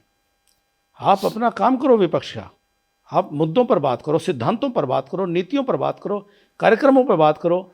इस पर क्या बात करनी? नायब सिंह जी का व्यवहार अच्छा, स्वभाव अच्छा, जनता से मिलना जुलना अच्छा, और प्रशासनिक जो है अच्छी तरह से प्रशासन के अधिकारियों के साथ मिलकर के निर्णय अच्छे। तो एक अच्छे सफल मुख्यमंत्री को लेकर के इनको अपनी सियासी जमीन नहीं मिल रही है, तो अपना रोज का 10 साल पुराना प्रेस नोट पे नई तारीख लगा करके जारी कर देते हैं। हाँ, कुछ तो टाइम पास करें। कोई हलचल बना भी रहे, अपना मजाक बनवा रहे हैं साहब, बना भी रहे, मतलब जो है कोई गंभीर राजनीति नहीं है ये अपना ही मजाक बनवाना है।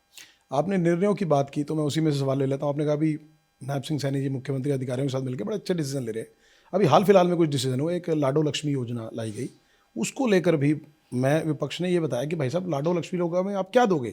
1 लाख रुपए तक आप उनको बोल रहे हो सालाना जो इनकम है। दूसरा, अभी सामाजिक पेंशन को परिवार पहचान पत्र से जोड़ दिया, और ये उसमें मेंशन कर दिया चाहे विकलांग पेंशन हो या बुढ़ापा पेंशन हो कि भी 3 लाख की अगर वार्षिक आय हो गई तो उसमें से कटौती हो। उसको लेकर हो रहा है कि भाई ये तो बहुत सारे बुजुर्ग जो हैं उससे बाहर हो जाएंगे 3 लाख आय से। तो ये निर्णयों के ऊपर क्या कहना चाहेंगे आप? आंकड़े तो आने दें जी। जब 2014 में हमने सरकार में आए थे तो पिछली सरकार के समय में जब सरकारी विद्यालयों में पढ़ने वाले छात्रों की संख्या का जब डेटा बनवाया गया तो लाखों छात्र जो है वो फर्जी दिखा रखे थे, जिनके नाम के ऊपर वो मिड डे मील जाता था, उनके किताबों का खर्चा जाता था, कौन खाता था, कहाँ जाता था, अनेकों फर्जी जो है पेंशन बनी हुई थी। वो जब सारा डेटा ठीक करके और सारा आधार लिंक करके जब काम को आगे बढ़ाया तो पैसा जो बचा, किसका बचा? जनता का पैसा बचा। आज भी जो भी सरकार के खजाने में पैसा जाता है वो पैसा किसका है? जनता का है। अगर कहीं गलत उसका बन रहा है, वहाँ से बचेगा तो कोई मुख्यमंत्री, मंत्री या कोई अफसर अपनी जेब में लेके नहीं जा सकता अपनी तनख्वाह से ज़्यादा, उसको वही जनता में ही दोबारा लगाना पड़ेगा। तो किसी और योजना के माध्यम से जनता के लाभ में वो लग जाएगा। तो यही तो समाज ने यही जिम्मेदारी दी है सरकार के नाते चुन करके लोगों को कि आप हमारा सामाजिक व्यवस्थाएं जो है वो बेहतर ढंग से चलाओ, तो संग्रह ठीक हो और खजाने का वितरण का न्याय अच्छे से हो जाए कि जिसको मिल जाए। तो कोई चीज़ सुधार कर रहे हैं। जब हमने पेंशन को हमने कहा था कि भाई ये खाते में जाएगी, तो विधानसभा में पूर्व मुख्यमंत्री ने खड़े होकर के कहा ये कामयाब नहीं होने पाला है, कहाँ होने पाएगा, कहाँ बैंक के खाते खुलेंगे, कौन जो है पेंशन नहीं मिला करेगी, ये होगा वो होगा। हमने कहा था हाथ जोड़ करके हमें मौका दिया है, आप जरा 3-4 महीने इंतज़ार कर लो। इंतज़ार तो कर लो, नहीं आए तो पूछ लेना। तो आज वो रिकॉर्ड बन गया। तो ये मैं ये देख रहा हूँ कि ये लोग कुछ सहयोग देने की बजाय इनके विरोध भी जो है वो भी एक उससे आगे नहीं बढ़ पा रहा है, एक लीक से आगे नहीं बढ़ पा रहे हैं लोग। तो ये घिसे पिटे तौर तरीकों से आज राजनीति की मुख्य धारा से धीरे धीरे बाहर हो रहे हैं। तभी तो वो बात इसलिए उठ रही है कि भाई अधिकारी रहेंगे, कर्मचारी, क्योंकि वो अपने आप को अपग्रेड करेंगे समय के हिसाब से, तभी तो कम्पीट कर पाएंगे। और एक बीजेपी की, मैं खैर खुद मैं व्यक्तिगत तौर पे भी इस बात को बहुत एक्नॉलेज करता हूँ और बहुत कॉन्फ्रंट करता हूँ कि एक स्ट्रॉन्ग पॉइंट है कि जैसे वो बार बार सुनने में भी आता है कि 365 दिन चुनावी मोड में रहते हैं, तो वो बात भी ठीक है क्योंकि वो ग्राउंड पे धरातल पे काम करते हैं। और मैंने एक बार कांग्रेस पार्टी के किसी वरिष्ठ आदमी का भी मैंने पिछले दिनों हाल फिलहाल में ही मैंने इंटरव्यू किया था, तो मैंने उनको एग्जाम्पल दिया था। मैं कहा जी इसमें मैं आपको एक कोट करके बता रहा हूँ इस बात को, मैं कहा जी आप उठा के देख लीजिएगा आंकड़े। जब इस बार 2024 के अंदर 2024 में सरकार बनी भारतीय जनता पार्टी की हरियाणा में, अगर कांग्रेस पार्टी होती तो 4 साल पहले ये देखती भी करना क्या है, 4-4.5 साल, फिर देखते कि जो नाराजगी आपको कार्यकर्ता जो लोग जाने लगे, छूटने लगे। जबकि बीजेपी का एजेंडा अलग है, भारतीय जनता पार्टी अलग स्ट्रैटेजी से काम करती है। सरकार बनी और उसके 1 महीने बाद कार्यकर्ता का कैंपेन चल रहा था पूरे हरियाणा प्रदेश के अंदर उनको ज्वाइन करवाने का। ये आपकी और उनकी स्ट्रैटेजी में अंतर है। आप 4.5 साल तक वेट करते हो, अभी तो बनी है, अभी तो कुछ देख लें, कर लें, पहले फिर बात करेंगे। जब नाराज होकर भागेंगे तब रोकेंगे। वो पार्टी हो जब ना, आप उससे अपेक्षा क्यों करते? नहीं मैं अपेक्षा नहीं, मैं तो वो दल राजनीतिक दल है ही नहीं, वो तो गिरोह संस्कृति से चलने वाला संगठन है। आप समझ गए, लोग समझ गए, पार्टी के उनकी ऊपर हाईकमान नहीं समझ पा रहा है शायद ये बात। वो इसी से ग्रसित है। मैंने वैसे विधानसभा की आपने बात की, मैं विधानसभा में 2 चीज़ें कहूँ। अभी विधानसभा के अंदर जितने भी सेशन हुए, इसलिए आप शीतकालीन सत्र लगा लीजिए, ग्रीष्मकालीन सत्र लगा लीजिए, 2 चीज़ें बड़ी प्रोमिनेंट रही है मुझे लगता है। मैंने पहले आऊँगा ओवरऑल डिस्कशन पार्ट पे। हर बार लोग ये उम्मीद के साथ विधानसभा का सत्र देखते हैं कि हेल्दी डिस्कशन होगी, हमारे क्षेत्र के मुद्दे उठाए जाएंगे, कुछ सकारात्मक पहलू निकल के आएगा। लेकिन हर बार देखते हैं कि विपक्ष ऐसा कोई ना कोई काम कर देता है, सत्ता पक्ष में खींचता नहीं होती, वॉकआउट हो जाता है, ज़बरदस्ती खदेड़ के निकाले जाते हैं। इस बार अविश्वास प्रस्ताव आया, वो गिर गया, फिर उसके बाद वंदे मातरम पे बहस हुई तो उसमें खदेड़ के निकाला गया क्योंकि वहाँ पर शोर शराबा हो गया। इतना पैसा प्रदेश का लगता है, इतने समय निकाल कर सभी लोग जो चुने हुए नुमाइंदे हैं उनको वहाँ एकत्रित किया जाता है कि सत्र में आए, सकारात्मक बहस करें। आखिर ये उस समय पर इसका कोई फिक्स क्यों नहीं किया जाता कि भाई आप डिस्कशन के लिए आए हो? ये भी कोई अंत नहीं है कि ये तो हर बार का रहे, ये तो हर बार का ट्रेंड रहेगा, अगली बार फिर होगा, फिर निकाल दिए जाएंगे, तो विधानसभा खत्म, लोगों का पैसा बर्बाद। देखिए, विधायिका पर ज़्यादा टिप्पणी नहीं करनी चाहिए, पर इतना ज़रूर है कि विधायिका के कार्य के स्तर को बेहतर करने की बहुत गुंजाइश है और विधायकों के भी एक अच्छा आचरण के अच्छा कंट्रीब्यूशन करें अच्छा पार्टिसिपेशन करें, अच्छी रिप्रेजेंटेशन करें, तो उनकी भी कहीं दलों के अंदर या विधानसभा के माध्यम से बेहतर ट्रेनिंग हो।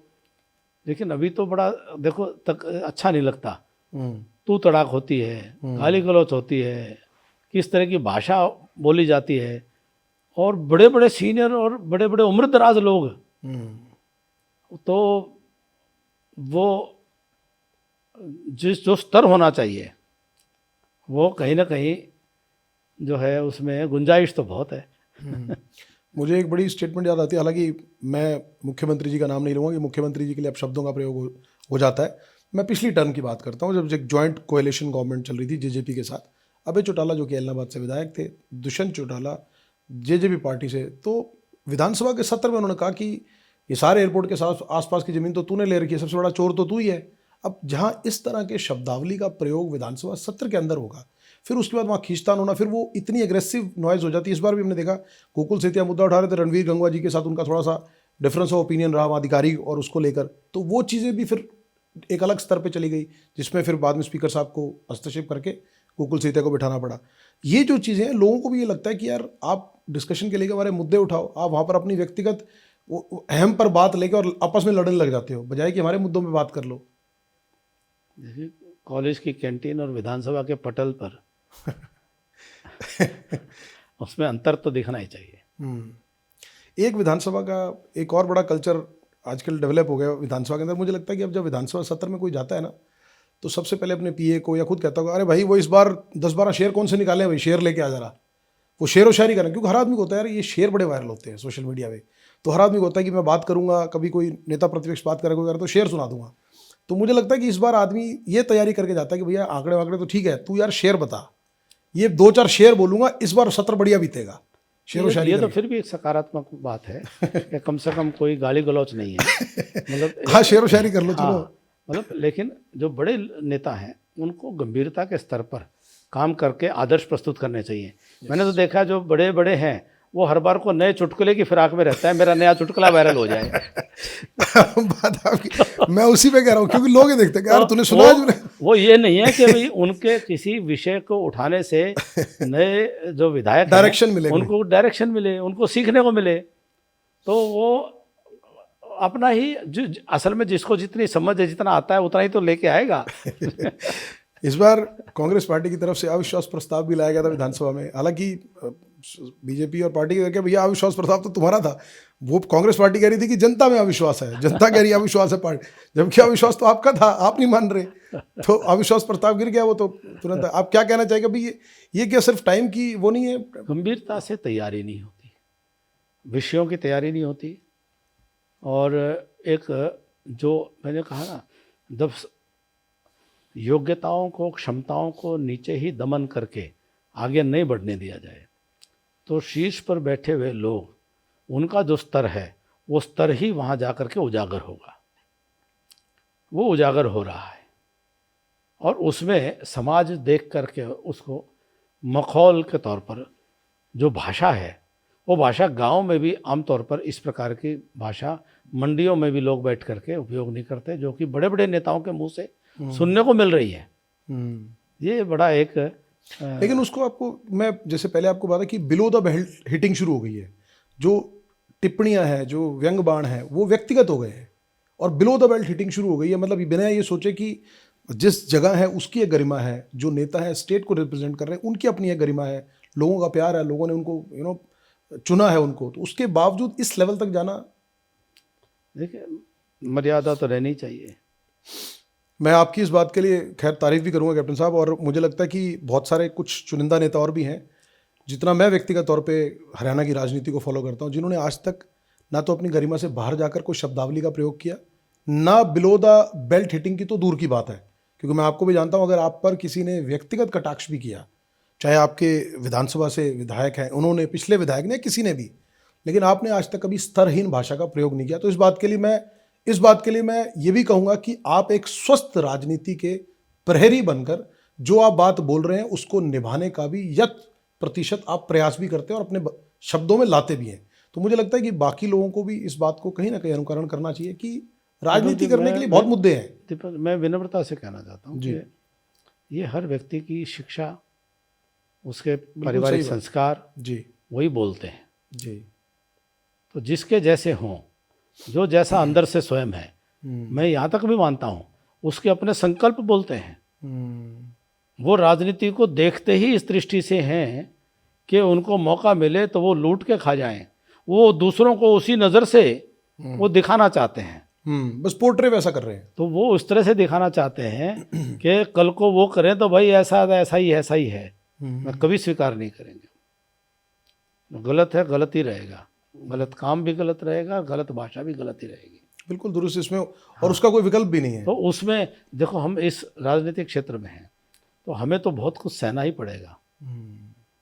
तो हमारे पिताजी ने जब पहले दिन मैंने राजनीति में जो चुनाव लड़ने की तरफ आगे बढ़ा, तो मेरे पिताजी ने कहा था कि भाई देखो, अब लोहार का काम करोगे तो भट्ठी की गर्मी की तपिश तो सहन करनी ही पड़ेगी। क्या बात।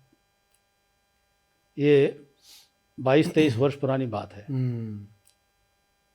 तो उन्होंने मूल मंत्र आपको राजनीति का, मुझे लगता है पिताजी ने तो अब कौन किस तरह का कितना है, क्या है, जिसकी, और आपने वो उसका अपना अंदर है, उसका अपना अंदर का बोल रहा है। वो उसकी अपनी सोच ही ऐसी है, इसलिए वो बोल रहा है।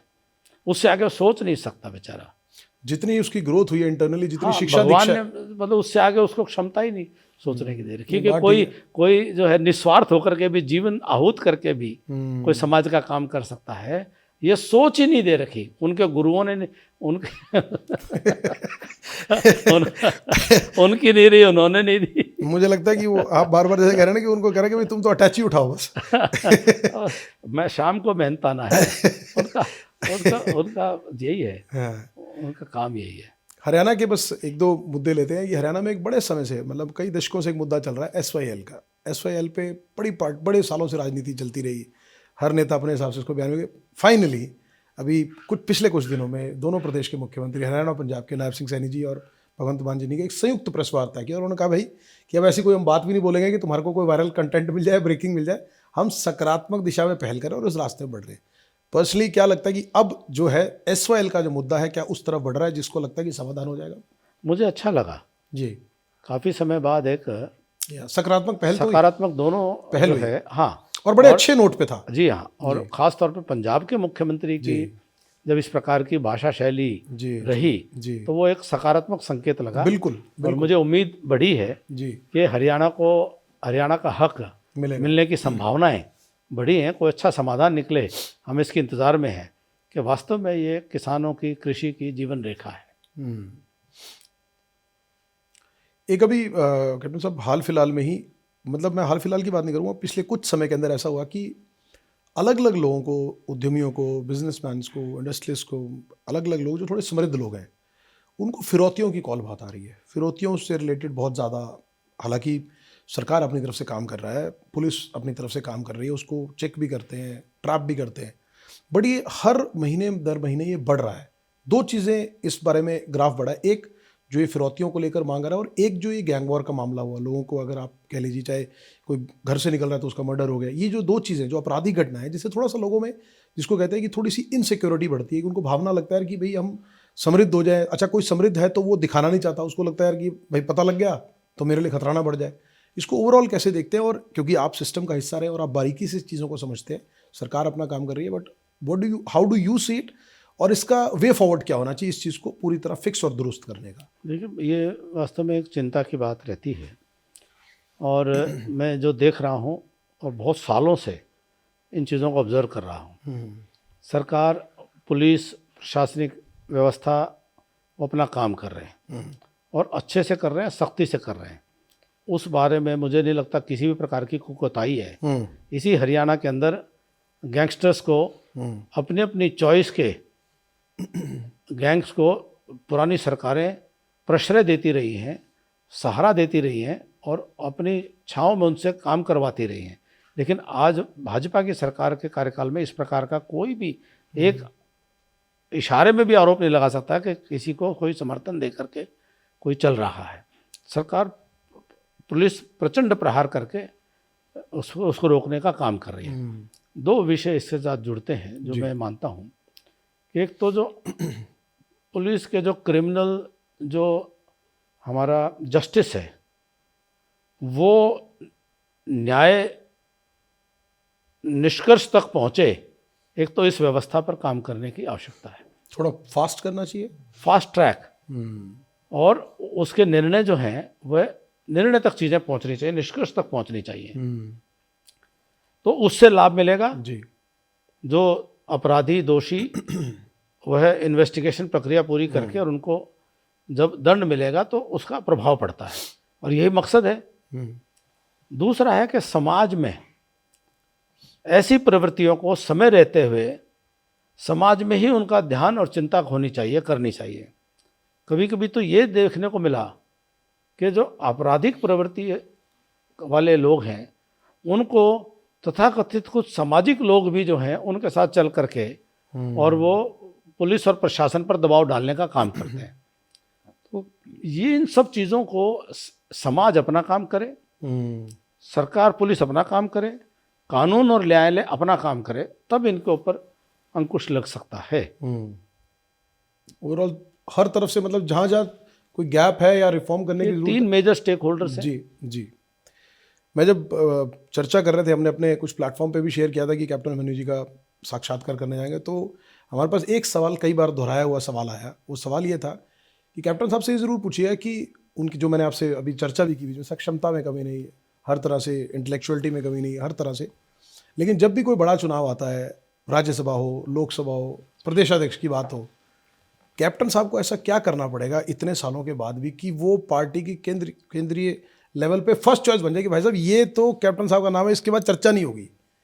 उनके ऐसा लगता है कि कहीं ना कोई ऐसी रुकावट ज़रूर है जो कैप्टन साहब के नाम आगे आने लगता है तो वहाँ बैरियर लगा चेक पोस्ट होता है ना कि एक बार तुम साइड पे गाड़ी लगाओ जी, एक बार देखते जरा, पहले बाकियों को देखते हैं। तो ऐसा क्या करना पड़ेगा? हमने इस संगठन को अपने खून पसीने से सींचा है और 3 दशकों का ये संगठन का कार्य के माध्यम से ये आज हमारी सरकारों में, विभिन्न जिम्मेदारियों में, प्रदेश में और देश में हमारे साथी कार्यकर्ता वो जिम्मेदारियां निभा रहे हैं। मैं तो इस बात में खुश होऊंगा, आप कह रहे हो कि एक ही नाम होना चाहिए, मैं तो ये कहूँगा जहाँ एक विषय आए तो मेरे नेतृत्व के सामने 100 नाम होने चाहिए, 100 में से किसी को तय करें। हमें भी खुशी हो, लेकिन लोग ये चाहते हैं कि अब कैप्टन साहब का नाम पहले नंबर पे है, 99 पीछे हो जाए। नहीं, ऐसा मैं चाहूँगा 100 जने खड़े हों, योग्य, क्षमतावान, प्रतिभावान 100 जने खड़े हों और एक श्रृंखला खड़ी हो नेतृत्व की। मैं तो उस संकल्प को लेके, मैं राजनीति के अंदर पहले दिन से, ये आप आर्मी की सेवा से लेकर के, सिविल सर्विस से लेकर के, पूरे बिजनेस, व्यापार और मीडिया में भी काम करते हुए, मैं इसीलिए कोई मेरे को पद लेने के चक्कर में नहीं आया। पहले दिन से ही मैं जो है एक बड़ा संकल्प लेकर के कि समाज में काम करते हुए, राजनीति में सुधार लाते हुए और राजनीतिक संस्कृति में सुधार लाते हुए नए नौजवान, नई क्षमतावान, प्रतिभावान, योग्य पीढ़ी सर्व समाज से निकल करके और एक सुंदर लोकतांत्रिक व्यवस्था प्रणाली में वो कामयाब होकर के देश और प्रदेश को आगे ले जाने का काम करें और समाज की सेवा करें। हमने वो काम करके अपने जीवन का लक्ष्य यही है। मैं अकेला कुछ बन जाऊं या कोई और 2-4 बन जाए, वो लक्ष्य नहीं है। लक्ष्य पूरी परंपरा को आगे बढ़ाना है, एक परंपरा को चलाना है। मैं आपके इस विचार से बिल्कुल सहमत हूँ, लेकिन इसमें एक बात ऐड करूँगा। कैप्टन साहब कहते हैं कि सामाजिक बदलाव लाना है, व्यवस्था में बदलाव लाना है, तो आपका अधिकार क्षेत्र और दायरा वो होना चाहिए जिसमें आप उस कुर्सी पर बैठकर फर्क ला सको। आप वित्त मंत्री थे तभी आप रिफॉर्म्स ला पाए जो उस डिपार्टमेंट डाला है। तो लोगों की अपेक्षा ये है कि जो आपसे जुड़ाव रखते हैं, प्रदेश की चर्चा करते हैं, कि अब कैप्टन साहब को भी एक ऐसी जिम्मेवारी के रूप में देखना चाहिए कि वो पूरे क्षेत्र में बदलाव ला सके। और जो आपने कही कि वो फहरिस्त लंबी होती चली जाए, सक्षम लोगों की, इंटेलेक्चुअल लोगों की, वो जमात लंबी होती चली जाए कि ये सिर्फ एक कैप्टन अभिमन्यु ने अपने आप को आगे नहीं बढ़ाया, हज़ारों लोग उस लाइन में खड़े कर दिए, उनको एम्पावर कर दिया, स्टेट को एम्पावर कर दिया। तो लोगों के जन भावना की, मैं दीपक मानता हूँ जो भी निर्णय होता है, मेरा नेतृत्व अच्छा निर्णय करता है और जिसको भी दायित्व देता है वो निश्चित तौर पर अगर मेरे साथ तुलना करके दिया और उसको दूसरे को दिया है तो मुझसे बेहतर है, इसलिए दिया है। चलिए, आपका बड़प्पन भी और मुझे कोई संदेह नहीं है। आपकी उदारता भी। बस एक सवाल लेंगे, फिर आपसे छोटे से रैपिड फायर लूँगा जी। एक सवाल बस अंतिम लेते हैं कि आपने प्रदेश के अंदर अभी जो क्लोजली अभी कहा, पहले कि मनोहर लाल जी के कार्यकाल में आप कैबिनेट में रहे, अभी नायब सिंह सैनी जी हैं, और इतने समय में आपने बहुत सारे प्रदेशाध्यक्ष देखे प्रदेश के अंदर। तो प्रदेशाध्यक्ष की अगर हम बात करें तो किस प्रदेशाध्यक्ष को व्यक्तिगत तौर पे, काम के तौर पे, धरातल के तौर पे अगर आप आकलन करें तो किसको बेहतर मानते हैं? और अगर मनोहर लाल जी और नायब सिंह सैनी जी का, हालांकि कोई कंपैरिजन नहीं होता, हर आदमी की अपनी कैपेसिटी, हर आदमी का अपना कार्य करने का स्तर है, बट एज एन, क्योंकि आप खुद पार्टी का हिस्सा रहे, मंत्री रहे, आप खुद इवैल्यूएट करें तो आप क्या मानते हैं? मैंने पाया कि हर कोई जो आया उन्हें पहले से और बेहतर काम किया, और आगे भी आएंगे वो आज वालों से भी और बेहतर काम करेंगे। जिस भी दायित्व पर रहे हों, प्रदेश में मंत्री हों या प्रदेश अध्यक्ष हों, संगठन हो, कुछ भी हो, हर नई पीढ़ी, हर नया पहले वाले से बेहतर ही काम करता है, करके दिखाते हैं, और करके दिखाया है, करके दिखाएंगे। क्योंकि व्यवस्था तो रिफॉर्म हो ही रही है ना, संगठन तो तो मजबूत मुझे हो ही पूरा रहा है। विश्वास है, मैं नई पीढ़ी की ऊर्जा में बहुत मुझे भरोसा रहता है। आपके शुरुआती समय के एक साथी रहे, बड़े वरिष्ठ हैं, प्रोफेसर रामविलास शर्मा जी, क्या कहना चाहेंगे, कैसा कार्यकाल रहा है रामविलास शर्मा जी के लिए, क्या कहना चाहेंगे? रामविलास जी के संघर्ष को कोई हरियाणा की राजनीति में नकार नहीं सकता है। रामविलास जी के पुरुषार्थ को, और जिन्होंने विषम परिस्थितियों में भारतीय जनता पार्टी के लिए काम किया, तो ऐसे एक पूरी श्रृंखला रही है। मैंने प्रोफेसर गणेशी लाल जी के साथ भी काम किया, उनका भी जो है अद्भुत नेतृत्व रहा। तो एक हर एक ने अपना अपना योगदान अपने अपने स्तर पर, अपने अपने तरीके से बेहतर ही योगदान दिया। मुझे तो जो है बहुत सौभाग्य मिला तो सभी के साथ काम करने का। क्योंकि जैसे सेंटिमेंट्स आपके साथ है लोगों के, वैसे रामविलास शर्मा जी के साथ भी हैं। वो कहते हैं यार ये इन्होंने भी पौधे को खूब पानी दिया, धूप से बचाया, आंधी तूफान से बचाया, बड़ा भी किया, आज फल लग गए हैं। तो रामविलास शर्मा जी बेचारे, उनके पास कोई ऐसी चीज़ नहीं कि जो लोगों की और सेवा कर सके, बस पार्टी वरिष्ठ कार्यकर्ता के तौर पे लगे हुए हैं वो भी। तो हमारा तो ये जो है ना, ये बाग खिल जाए फलता तो फूलता बागवान को तो इसी में खुशी मिलती है।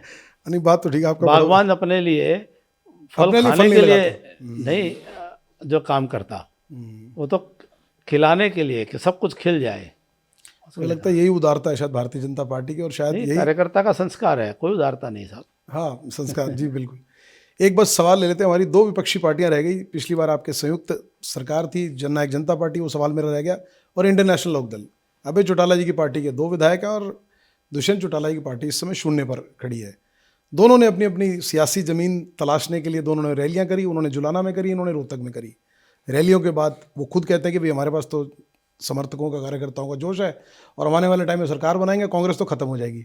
कैसे देखते हैं दोनों पार्टियों का भविष्य, और क्या लगता है कि ये अभी भी इन्हीं दोनों की आपस में छीटाकशी और लड़ाई और बयान चल रहे हैं आपस में, चाचा भतीजा के? देखिए, परिवारवादी लोगों के आपस के संघर्ष उसी परिवारवादी संस्कृति के लिए, उसी परिवारवादी तौर तरीके, वही गाली गलौज का एक माध्यम से राजनीति करके, और ये हरियाणा को क्या देंगे, हरियाणा के नई पीढ़ी को क्या देंगे, ये हरियाणा की शिक्षा व्यवस्था में क्या सुधार लाएंगे, ये हरियाणा के स्वास्थ्य व्यवस्थाओं में क्या सुधार लाएंगे, ये हरियाणा के प्रशासन में क्या, विकास में क्या योगदान देंगे? ये क्या कुछ है सिवाय अपने स्वयं के? तो मैं कोई उम्मीद नहीं करता हूँ। हाँ, ये इनका तरीका चला हुआ है, उस तरीके पे ये अपनी रोज़ जो है आपस में फायरिंग करते रहते हैं कभी जो है। तो इसलिए मैं कोई समाज में कोई योगदान की अपेक्षा इनसे नहीं कर पाता हूँ। अभी काश के वो कुछ कर सकते, काश के कुछ उम्मीद जगा सकते, नहीं पाता हूँ। मुझे लगता है कि वो जैसे आप कह रहे हो ना, कांग्रेस के पास फुर्सत नहीं है आरोप प्रत्यारोप, मुझे लगता है उनको आपस में ही, दोनों परिवारों को और दोनों पार्टियों को एक दूसरे से ही फुर्सत नहीं है शायद। कोई कार्यक्रम भी नहीं है, था भी नहीं। ये तो तात्कालिक तौर पर एक क्षेत्र विशेष में एक उफान बना करके, और वो मौका मिल गया, ठीक है। चलिए कैप्टन साहब, बस अब छोटे से आपसे मैं सवाल लूँगा, वन लाइनर दे सकते हैं, सिंगल जवाब दे सकते हैं, जैसे आप कन्वीनियंट समझे, रैपिड फायर कह लीजिए या क्विक आंसर कह लीजिए, जैसे आप समझे। क्या हरियाणा बीजेपी में टिकट से ज़्यादा लॉबी काम करती है? टिकट से ज़्यादा लॉबी मतलब, अब टिकट तो 90 कैंडिडेट हैं विधानसभा में, 10 लोकसभा में, कुछ राज्यसभा में, कुछ जो है जिला परिषद की, कुछ नगर निगमों में, जहाँ जाए उसमें। तो लॉबी का तो मुझे कोई विषय नहीं लगता है। चलिए, भारतीय जनता पार्टी में ईमानदारी जो है वो ताकत है या कमजोरी है? कहीं ना कहीं कमजोरी बन गई है अब। ईमानदारी कहीं पर भी कमज़ोरी नहीं हो सकती। नारनौंद में बस एक ही सवाल लूंगा, नारनौंद की जो हार रही उसको कैसे देखते हैं कि 2 बार आपने बहुत काम किया नारनौंद में? हार चुनाव का परिणाम है। मुझे 20% वोट बढ़ते हैं हर बार, मुझे उससे बहुत संतुष्टि मिलती है। और जैसे मैंने पहले भी कहा था कि अगर मैं 72,000 वोट लेकर के भी अगर विधायक नहीं बना और 40,000 वोट लेकर के भी लोग विधायक बने हैं, तो ये तो एक संवैधानिक पद्धति का परिणाम मात्र है। मैं उस प्यार से अभिभूत हूँ जो मुझे अधिक प्यार मिलता है हर बार। आज के टाइम में राजनीति जो है उसमें यसमैन होना या चापलूसी कितनी बड़ा रोल प्ले करता है? कितना बड़ा रोल प्ले करता है? ये देखो, चापलूसी करने वाला का विषय नहीं होता, करवाने वाले यसमैन वाले का विषय नहीं होता है। उसको कौन प्रभावित होता है, विषय वो होता है। भाई आप कर रहे हो और प्रभावित नहीं हो रहा तो क्या फर्क पड़ता है? बात तो आपने जवाब सही। पुराने बीजेपी नेता या वरिष्ठ बीजेपी नेता आज पार्टी पे बोझ है या पूंजी? क्या अनुभव और वरीयता और वरिष्ठता जिन्होंने जीवन भर तप किया हो, क्या वो बोझ हो सकते हैं? मैं ये मानता हूँ तो अनुभव तो हमेशा बहुत बड़ी पूंजी है। आज भी मोदी जी, आडवाणी जी, डॉक्टर मुरली मनोहर जोशी जी जैसे वरिष्ठ नेताओं का समय समय पर मिलते जुलते हैं, सम्मानपूर्वक, और आशीर्वाद लेते हैं, मार्गदर्शन भी लेते हैं। कैप्टन अभिमन्यु अपने टैलेंट और कैलिबर के हिसाब से अंडर यूज्ड लीडर? देखिए, ये मेरा विषय है नहीं। मैं आपका व्यू पॉइंट लेना चाह रहा हूं। अपने समय का पूरा उपयोग करता हूं। नहीं, बट प्रदेश के मैं अपने समय का पूरा उपयोग करता हूं। समाज के अंदर जो अपनी बात मुझे उचित लगती है, राजनीति में आपके साथ संवाद कर रहा हूं और अपने विषय को और अपनी सोच को मैं समाज के बीच में आपके माध्यम से रख रहा हूं, तो ये भी मेरा राजनीति में एक योगदान है। तो मेरी जो भी कुछ मेरा है वो मेरा पूर्ण रूप से अर्पण है, पूर्ण रूप से समर्पण है। मुझे उसमें कोई भी मेरी कमी नहीं है। मुझे किसी पद पे होने की ज़रूरत नहीं है योगदान देने के लिए, या मुझे कोई मिल जाए वो मेरे लिए विषय नहीं है। मैं जितना हूँ मैं पूरा का पूरा समर्पित होकर के काम करता हूँ, तो मुझे कोई निराशा नहीं है। आपकी बात से मैं जवाब देना चाहूँगा, इसीलिए कैप्टन अभिमन्यु को इंटेलेक्चुअल ऐसे नहीं कहा जाता। बातों का थोड़ा आपके मतलब जो मानता हूँ मैं बेबाकी से कहता हूँ। जी बिल्कुल। राज्यसभा योग्यता या मैनेजमेंट? देखिए, तो पार्टी नेतृत्व का निर्णय है। वर्तमान परिस्थितियों में किस प्रकार से क्या अनुकूल होगा वो पार्टी निर्णय करती है बहुत सारी चीज़ों में। हरियाणा की अगर बात करें तो संगठन कमज़ोर हुआ या अभी साइलेंट है? नहीं, संगठन तो डेली बढ़ रहा है, अच्छा मजबूत हो रहा है, अच्छा काम हो रहा है, बड़ी खुशी होती है। गांव-गांव में संगठन का काम हो रहा है। हरियाणा के अंदर अगर बीजेपी के लिए सबसे बड़ी चुनौती की बात करें तो सबसे बड़ी चुनौती क्या है? देखिए, जब आप एक तरफा आपका यात्रा बढ़ती चली जाती है तो अपना ही अति आत्मविश्वास या अपनी ही आलस और सुस्ती वह आपके लिए चुनौती बन सकती है। आज की वर्तमान परिदृश्य में मुझे सामने वाले राजनीतिक दलों के अंदर वो नैतिक बल ही नहीं दिखाई देता, वो नैतिक साहस ही नहीं दिखाई देता कि वो भारतीय जनता पार्टी के सामने राजनीति करने की स्थिति में है। नैतिक तौर पर कमज़ोर हो चुके हैं वो। 2019 में जननायक जनता पार्टी से गठबंधन मजबूरी थी या लगता गलती? मजबूरी ही थी, स्पष्ट बहुमत का अभाव अब लगता था। है कि गलती थी यार, मजबूरी करना तो पड़ा लेकिन गलती हो गई। नहीं, मतलब मजबूरी में कोई चीज़ किया जाए तो उसके फिर तो कई उसके मायने निकाले जा सकते हैं। इंडियन नेशनल लोकदल हरियाणा में खात्मे की कगार पे या लगता है कि वापसी कर पाएंगे? देखिए, जो जिस प्रकार से वो राजनीति कर रहे हैं, उनका अपना एक फॉलोवर का ग्रुप समाज के अंदर वो है, तो मैं किसी को पूरी तरह से खारिज करके कभी नहीं चलता हूँ, क्योंकि हर प्रकार की जो उनकी शैली है, उनकी राजनीति है, उसके कहीं ना कहीं उनके समर्थक भी हैं, तो उनको लेकर के वो चल रहे हैं। लेकिन कोई उस स्थिति में नहीं मैं देख पाता हूँ कि आने वाले सालों में भी। हाँ, उस स्थिति में नहीं देख पा रहा हूँ मैं, क्योंकि वो अपने जो राजनीतिक उनका जो दायरा या उनका तिलिस्म कह लें, हाँ, मतलब वो बड़ा नहीं है, वो कैनवस बड़ा नहीं है। डोमेन या पेरिफेरी छोटी है। हाँ, वो कैनवस जो है वो छोटा है, वो कैनवस बड़ा नहीं है। बीजेपी कैडर पार्टी या 365 दिन चुनावी मशीन? कैडर पार्टी ही 365 दिन चुनावी मशीन के तौर पे काम कर सकती है। कैप्टन अभिमन्यु अभी आने वाले समय में किसी इंतजार में, या लगता है कि पार्टी ने बस ठीक है, पार्टी के वरिष्ठ नेता तो ऐसे ही छोड़ दें? नहीं, मैं तो अभी आपके साथ में लंच करने के इंतज़ार में हूँ। अगले पल की चिंता करता हूँ किसी, और पूरी तरह से अपने जीवन में जी मुझे 35 दिन से अधिक हो गए चोट लगे हुए, जी घर में रहने को मजबूर, पर एक पल के लिए भी मैंने हीन भावना या निराशा मेरे मन में नहीं आई है। तो मैं किसी इंतज़ार में नहीं, मैं अपनी दिनचर्या में बहुत अच्छे से स्वस्थ मन से लगा हूँ। बहुत खूबसूरत कैप्टन साहब, बहुत मज़ा आया, और आपने बड़े साफ गोई के साथ, मुझे लगता है बड़ी ईमानदारी के साथ, और मैं हमेशा से इस बात का आपका कायल रहा हूँ that you are one of the finest intellectual I have thank met, you so much sir. I have interacted with, and और मैं इस बात को बड़ी खुददारी से कहता हूँ। I am humbled. मतलब मुझे इस बात में कोई गुरेज नहीं है, क्योंकि मुझे लगता है कि जैसे आपने कहा, तो मैंने भी जीवन भर काम किया, तो मैं सही को सही और गलत को गलत कहने वाला, तो मेरा प्रयास वही रहता है। और निश्चित तौर पर एक व्यक्तित्व के तौर पर आपसे बहुत चीज़ें सीखने को मिलती हैं कि जीवन में आप परिवार में चाहे कितने समृद्ध हो, सब कुछ हो, लेकिन समाज सेवा के लिए समय निकालना नहीं पड़ता।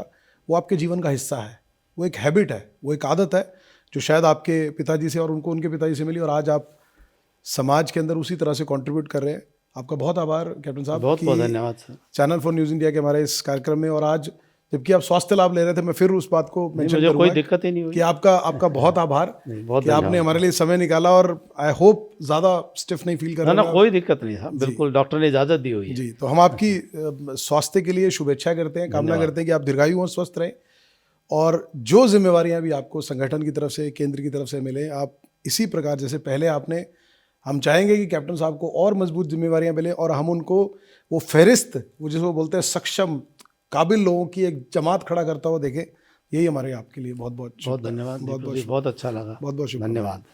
तो हमारे साथ थे हरियाणा प्रदेश के दिग्गज भारतीय जनता पार्टी के नेता और पूर्व में वित्त मंत्री रहे कैप्टन अभिमन्यु जी। उनके साथ हमने उनके परिवार को लेकर, सामाजिक सद्भाव को लेकर, और सबसे खास बात, आज मैं अपने दर्शकों के साथ भी दोबारा इस बात का आह्वान करना चाहूँगा कि आज पूरे देश भर में जिस तरह से न्यूक्लियर फैमिलीज हो गई हैं, सोशल और जॉइंट फैमिलीज टूटती जा रही हैं, संयुक्त परिवार टूटते जा रहे हैं। एक जीवंत उदाहरण कैप्टन अभिमन्यु का सिंधु परिवार, आज इतना बड़े परिवार होने के बाद भी एकजुट, एक छत के नीचे, और सबसे बड़ी बात प्यार के साथ रहने वाला एक जीवंत उदाहरण है। इस चीज़ को अनुकरण करने की ज़रूरत है, और बहुत सारे लोगों को, जो आज शायद लगता है कि 4 लोग भी एक छत के नीचे रहते हैं तो उनको लगता है कि बहुत ज़्यादा लोग रह रहे हैं, इस चीज़ को ज़िंदगी में अपनाते हुए आप समाज को भी योगदान दे सकते हैं, राजनीति में भी योगदान दे सकते हैं, और भी जो काम है अपने जीवन के वो भी कर सकते हैं, लेकिन उसके लिए आपका साफ मन होना ज़रूरी है। और सबसे बड़ी बात कि आपके अंदर नैतिक मूल्यों की ज़रूरत है। अगर आपके नैतिक मूल्य आपके पास है, आपके जीवन में है, तो आप किसी भी पथ पर चलते हुए उसका अनुकरण कर सकते हैं, जीवन को और समाज को खूबसूरत बना सकते हैं। कैप्टन साहब के साथ हमने प्रदेश से जुड़ी राजनीति के सभी मुद्दों पर बात की। हालांकि उनका स्वास्थ्य ठीक नहीं, जैसे कि हमने बात की, लेकिन उन्होंने बहुत समय निकाला। हम उम्मीद करेंगे कि कैप्टन साहब से जुड़ा ये, कैप्टन अभिमन्यु से जुड़ा ये पॉडकास्ट आपको पसंद आएगा। आपको हमारे इस पॉडकास्ट में कोई सजेशंस हो, कोई सुझाव हो, तो ज़रूर मेंशन करिएगा। आने वाले इंटरव्यूज़ के अंदर आप किस व्यक्ति के साथ, किस व्यक्तित्व के साथ हमारा इंटरव्यू देखना चाहेंगे, हमारे लिए कमेंट बॉक्स में ज़रूर मेंशन कीजिएगा। हमारे लिए इस प्रोग्राम को बेहतर करने का कोई भी सुझाव आपके पास हो, ज़रूर करिएगा। हमारी कोशिश रहेगी कि पूरी निष्पक्षता के साथ, जनता के नुमाइंदे, रिप्रेजेंटेटिव्स के साथ, जो आज राजनीति कर समाज को और देश को आगे बढ़ा रहे हैं, हम अपनी बात पूरी निष्पक्षता के साथ पूछने की कोशिश करें और आपके सामने लाते रहें। इसी प्रकार से आप अपना प्यार देते रहिए, और निष्पक्ष को, चैनल फॉर न्यूज़ इंडिया को प्यार देने के लिए बहुत धन्यवाद।